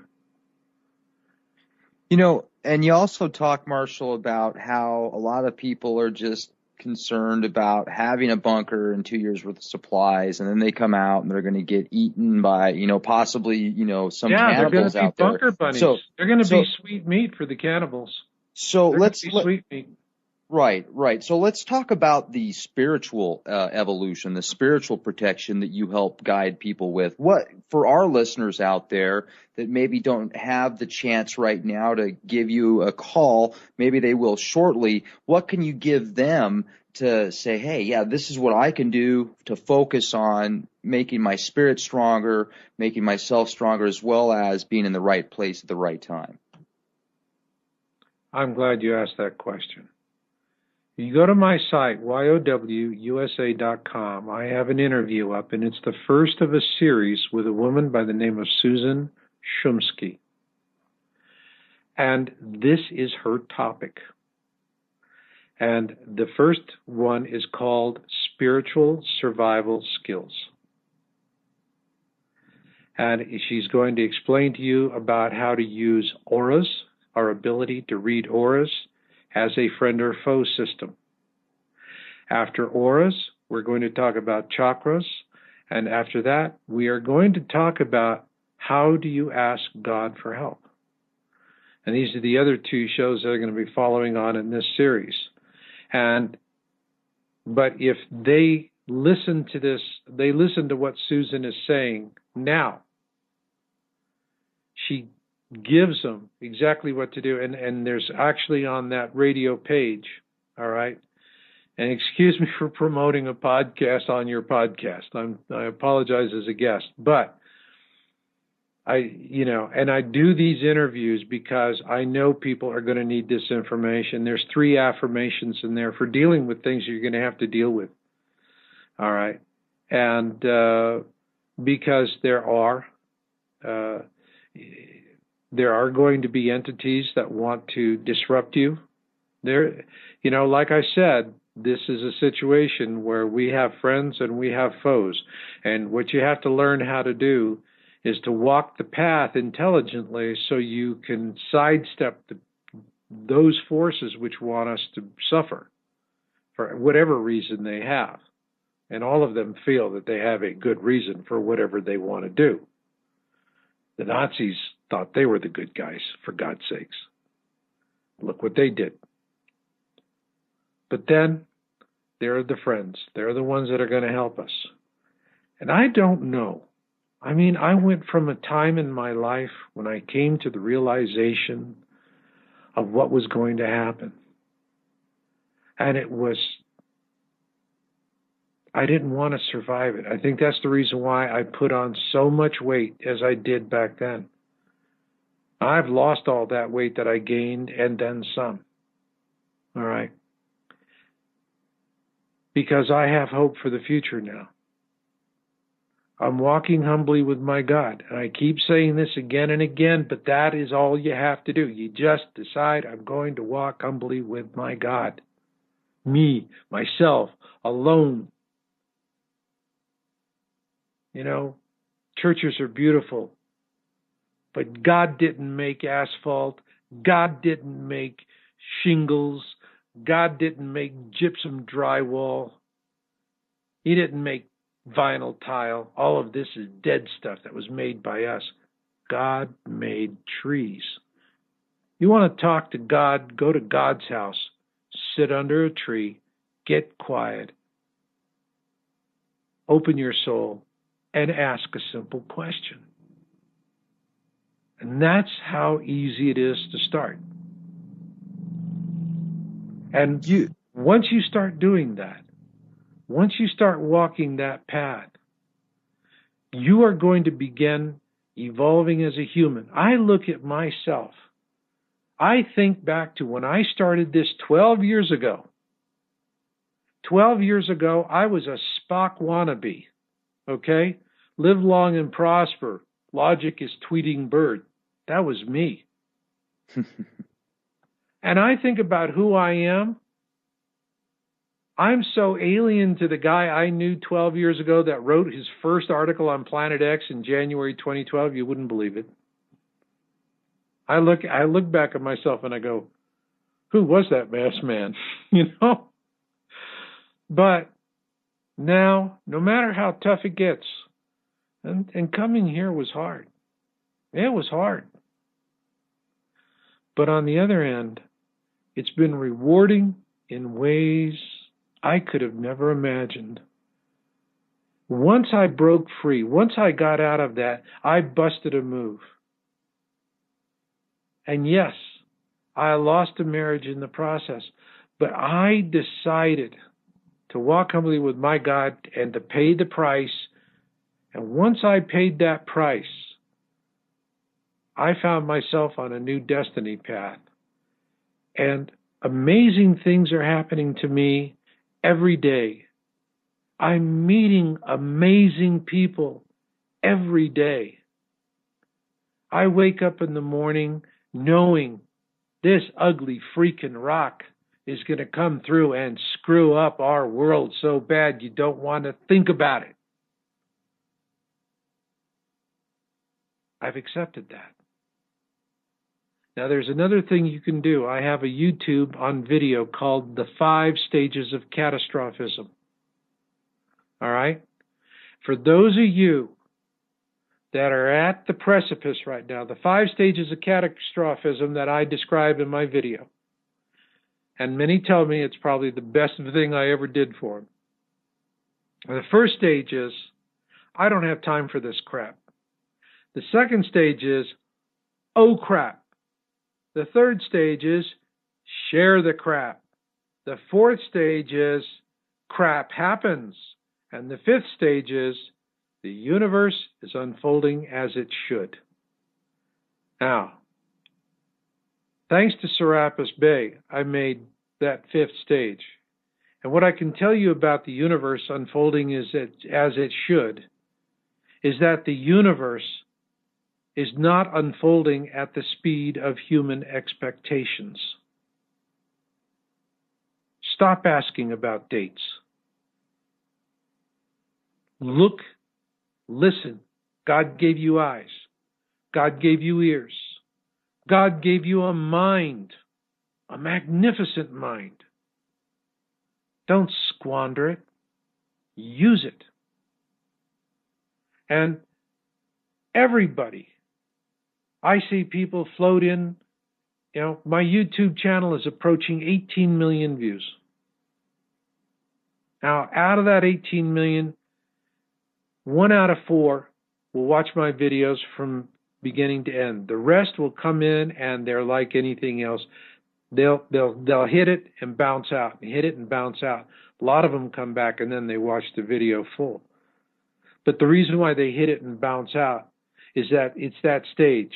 I don't have time for this crap, because you see, people look at something and they understand instinctively that they need to ask a question, a turning point question, such as, what exactly am I looking at here? Or the biggie, what is the meaning of all of this? And they know the answer is something that will leave them tormented in bed, looking at the ceiling, and as scenarios of disaster float through their minds. They know that. They can smell it like rotting carrion. And so they say, I haven't got time for this crap. 1 in 100 will ask, what is the meaning of all this? And that is when they say, oh crap, the second stage, and they're laying in bed and it's driving them crazy. And then share the crap is when they do what we do when we love other people and we try to warn them about something that could hurt them. And what people don't understand when they get to the third stage, share the crap, is that they haven't mastered the topic, 1, and 2, they're talking to people that are still saying, I don't have time for this crap. And so what happens is they get their heads handed to them. Because this topic provokes ancient, deep ingrams of fear within us. Ancient memories passed down from the generations to generations to generations of rocks falling from the sky and killing people. Nobody wants to think about that. And so you provoke that ingram, you bring it to the surface. And what happens is it immediately filters through social programming. Our society is rigidly programmed. And social programming is what controls us to make us good consumers. It's how we're supposed to be. Now, the social programming in North Korea comes from the great leader. Here it comes from the banking cartels, who tell the corporations what to say, who in turn tell the governments what to say, who in turn tell everybody that we depend on, our doctors, our lawyers, our mothers, our dads, our ministers, what they're supposed to tell us. This is the chain of disinformation. And social programming is, if you're not in lockstep with the economic interests of the bankers, you are to be destroyed, mocked, ridiculed, outcast. All right? And so now you have it funneled through this social programming, and the social programming is so strong And people know it exists. They admit that it exists. But they're like alcoholics. They say, I can control it. And how do they control it? Finally, one night, after destroying their lives and countless other lives, they stand up in an AA meeting and they go, I'm so-and-so, and I'm an alcoholic. That's how powerful social programming is. And then what happens is if you're having a spouse or a family member and they're having this reaction, they go into ego. It's my way or the highway. I'm going to torment you. I'm going to crucify you. I'm going to do whatever it is I have to do to hurt you, to make you stop thinking about it, researching it, or doing whatever you're doing. And what I find with those who are in awareness and on the spiritual path, they take the abuse. They turn the other cheek. And they just go elsewhere. The fourth stage is the lonely stage. That's where you come to resignation that crap happens. And it's a bleak place to be. But then you finally chew through that and you do it. See, what happens is that is what triggers. It's that fourth stage. That resignation, that crap happens. You accept it. And that is what triggers your Kundalini ascension. And then you begin a spiritual evolution of your own. And you become more. And you see the greater purpose in everything. And that you have a purpose. And that you have a mission. You may not know it now. But you'll find it when you need to know the mission. But what you'll always know is what the next step is. That is the magnificence of being in the fifth stage. The universe is unfolding as it should. And so, do your beans, bullets, and bunkers. That's important. It gives you a sense of control in the immediate sense. But think of it as your short game. And once you're working your short game, you need to work your long game. All right? That's where you really focus on the spiritual development and walking humbly with your God, because this is when you're going to know. This is when God is going to be able to help you find those places of safety. To find fresh water, to find food. You're going to find it, and it's going to be a mystical and a magical experience. And it's going to work infinitely better than Geiger counters and binoculars and AR-15s. Yeah, that's important to have. And you'll need those things. And it's just as important to know how to handle a weapon as it is to walk humbly with your God, because you're going to have to do both. And that's what it takes to do the preparation and to really prepare. But once you do that, you go down that path, magnificent things begin to happen. You encounter people you would have met in no other way. Synchronicity comes into play in an amazing way. Synchronicity is that magic thing. You think about an old friend you haven't talked to in years, the phone rings. It's him, it's her. It's that human connection. We're all connected. We're all broadcasting. Once you're on the frequency, it's a whole different world. And you're going to see it differently, and then you're going to know your purpose. And in the meantime, what I say to those of you who are in the ages of 45 to 65, you need to do two things. First off, you need to get pharma free. Because once the guacamole hits the fan, modern medicine as we know it, and that's going to be a heavy loss because, hey, pain management, emergency medicine, there's some amazing things. But modern medicine, as we know, has a 3-day lifespan because that's when the diesel fuel runs out in the hospital generators. And after that, it's catch as catch can. All right? And so you need to find natural alternatives. That's why I've begun exploring. I have discovered, using all different kinds of things I wouldn't have thought of before. And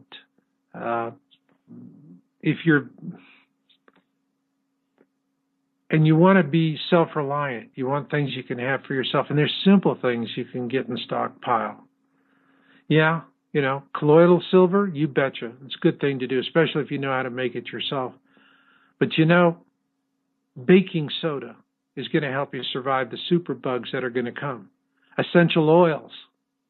All right, that's going to be important. And pharmaceutical grade essential oils are going to last, they can last 1,000 years. A lot of the things that we get have a 9-year, have a 2-year shelf life. And that's only that, they don't turn rancid. Their potency begins diminishing months after the product's been manufactured because most of the stuff that you would see on Amazon is using industrial processes which corrupt the inherent molecular integrity of the original produce that's used. But these are things you learn on the way. Once you're walking humbly with your God, profoundly. And you're not going to find that in a church or a synagogue or a mosque. You're going to find it sitting under a tree because God made trees. God didn't make asphalt shingles. And opening your mind and opening your soul and starting with a simple question. Keep it simple. Don't ask God, hey, bring me up to speed since the dinosaurs disappeared. All right? That doesn't work. And, if you go listen to my podcast, I've got 140 shows. All of them are on survival topics. I've done topics on creating communities, dry water harvesting, all kinds of things. These are authors that have done wonderful, wonderful works. Okay?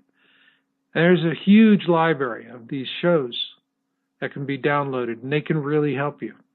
But the first thing you really want to start with is this one with Susan Shudinsky. And her stuff is just absolutely, her books are brilliant. She's a flower child who went to India, studied under the gurus, same ones that Deepak Chopra and the Beatles studied under. And she is a survivalist, and she is teaching spirituality for survival. And, the interviews that I did with her, the chemistry between us was just absolutely magical. In this first video, I do talk about, or the first audio that's up, I talk about dealing with spoiler spouses, and I'll explain to those of you who are going through that because, for the ones who are unaware, the chosen, as I love to call them, the ones that are agonizing, the ones that are the 4 out of 5 that are in a marriage with a spoiler spouse who is, doing the social programming number on their heads. And it gets brutal. And it's really intimidating on top of all the other issues they have to deal with. It's not like they're rich. The rich, no problem. Hey, they do what they're going to do. The family, it's, as they say, it's the golden rule. He who has the gold makes the rules. And for the family, it's the kids are going, hey, Dad wants a bunker. Cool. Well, I still get the Porsche and I get to go to Stanford. So what the hell? Let Dad do it. Okay? But for those of us out there struggling in the middle class, in this new oligarchy economy of ours, where a handful of elites have everything and we're fighting over crumbs that fall off the table, it's a whole different ball of wax. And it's really hard. It's hard to bust a move. You got what do I do about my job? What do I do about my house? And then on top of that, you got a spouse that is going, you do this, I'm going to divorce your ass so fast it'll make your head spin. And so turns out that is the number one impediment. But the problem, you know, I mean, it really gets down to, for me, I had that as a problem. And as T.S. Eliot said, you know, it ends with a whimper, not with a bang. I woke up one morning and I realized that my marital vows were not till death wish do we part. And to live along a coastline in an area that is, I had already been shown in visions, would be devastated. Santa Cruz, the whole Bay Area, Monterey, and it's a beautiful area. It's all going to be absolutely devastated by a tsunami. Anyone there is just going to get ripped apart by hydraulic sandpaper, if you will. This I have seen. And that was a vision so clear in my mind, I couldn't escape it. And day after day, laying there in bed and just miserable. Because on one hand, I got a wife that's saying, I'm going to divorce you. On the other hand, I've seen what I've seen and I know what I know. And it finally came down to, no, I'm not going to live here for a death wish. Not for her, not for anybody. She's beginning to understand it, and we're still the best of friends. But this is what it means to be in awareness. And yet, here I am with new friends in a new place. It's home. It feels good. And I love every day. I get up at 5:30 every morning now. Man, that wasn't me. For all my life, I didn't get up earlier than 8 or 9 o'clock in the morning. At 5:30, I didn't have a pulse. And now I get up at daybreak because it's another day to make a difference. It's another day to be in it for the species. It's another day that something magical is going to happen. And all because I busted a move. And I paid the price. And the dividends are beyond calculation. You know, and for those of you who are in the same situation, and you know the pain. You know the pain. Okay? And you just got to soldier through. You know, you were chosen. That doesn't mean you accept the burden of your responsibility. That doesn't mean you accept the burden of your awareness. You know, you can try and drink it away, smoke it away, sex it away, do whatever you want to do. It'll always be there in the background. It's inescapable because you've been chosen. And it's a matter of attrition. You're either going to stand up and take on to it, or it's just going to grind you down. And it took a long time for me to stand up and take responsibility. And I do this topic. And so I understand the pain people go through. I understand it all too well. You know, and but interestingly enough, when I do these survival relocation analysis with folks, they help me in ways I couldn't have imagined. They inspire me in ways. It's a sharing. It's a very loving thing. It's a very beautiful thing. So, you know, there you go. You got you got some questions from your chat room there? You know, I think our chat room is absolutely enthralled. We had several questions here. I know one of them that just came up is there's a YouTube channel, I think by the name of Planet X, and with their research, they're saying that there's a high probability that in the year 2016, there is going to be a Passover of Nibiru. Is that any research you found to be correlating with that? What we're seeing in our research is that it will be in 2016 when we believe the objects will be naked eye visible to everyone on the planet. Sometime in 2016. After that, that's when things are going to start getting panicky. And to give you an idea, those that are procrastinating, and I think is the site you're talking about is 7 Planet X, or they call it something like that.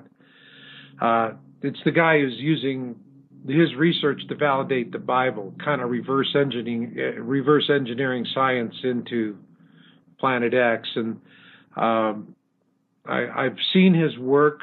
I think there are some things he does that are really stellar, but he's agenda-driven. For us, I'm not agenda-driven. We're a science group. We look at prophecy. We look at the Bible as this is folklore. It's human corollary, if you will. But in the final analysis, what we look at is the science. That is our final determinant. And what we're seeing is that how it plays out and how long it takes to play out is anyone's guess. But we believe it's safe to say that in 2016, it will be naked eye visible. Then will come a tremendous amount of denial. After that, a good way to look at how things will unfold is there was a book written many years ago in Silicon Valley, and it was popular when I was, before I became a publisher, I was working in Silicon Valley. I was a systems analyst and a senior technical writer. I also did Marcom writing, and my clients included AT&T, Sun, Oracle, Lockheed Martin, Hewlett-Packard, and so forth. I was the guy that wrote the books that helped them sell their products to decision makers. And there was a book at the time that was very popular called Crossing the Chasm. And what it really did is it broke down the market penetration into early adopters, mainstream adopters, and late adopters.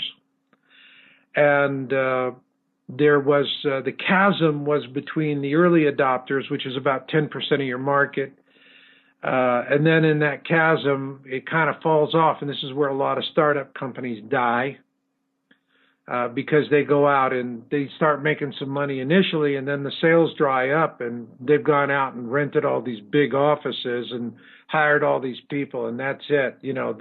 Their venture capital groups are pulling the plug on them, because they don't have the assets, they don't have the wherewithal to get into the mainstream, which is really 80% of the bulk. And then after that, you have the late-term adopters, the last 10%, the diehards, who just simply buy it because they got to do it. That's, no other choice.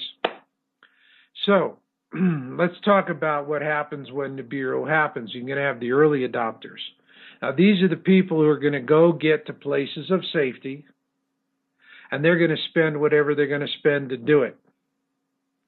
Now, for those that have already moved from a place of harm's way to a place of safety, and you happen to be renting a house or an apartment, you're screwed. Because this is when we're going to start seeing road signs with shyster lawyers advertising to landlords, I'll get them out, I'll get them out, I'll get them out.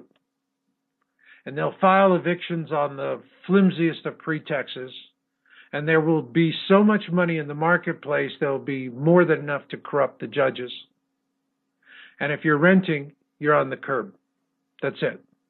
And then you wind up in a FEMA camp, or you're out there, you're running from the law. So you don't want to do that, because these folks are going to be the ones that'll move into an area that you may find you're renting a small house for $500 a month because it's a hard-pressed area, but it's a good place for survival. And somebody walks in from New York and they say, I'll give you 4 times that a month and I'll pay the year in advance. Plus I'll do all the maintenance. What's the landlord going to do? They're going to drive down the street and they're going to see the shyster lawyer billboards. I'll get them out. I'll get them out. I'll get them out. And there you go. You're screwed.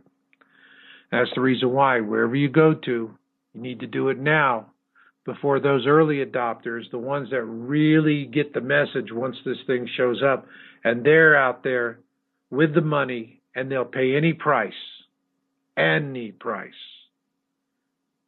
they'll be the ones putting you on the street along with the greedy landlords. So find a place where you can get a cheap piece of dirt. You know, you can go to a sheriff's auction and buy an old mobile home or an old motor home, put it there. There you got a place to be. And ideally, you have a piece of dirt that's far enough out of the way that a public utility doesn't service it.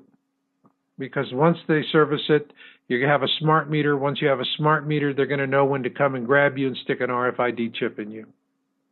If you're completely off the grid and they can't smart meter your house, it's much better. I'd rather not have a chip in me that's going to block my connection to God and read by the light of a hurricane lantern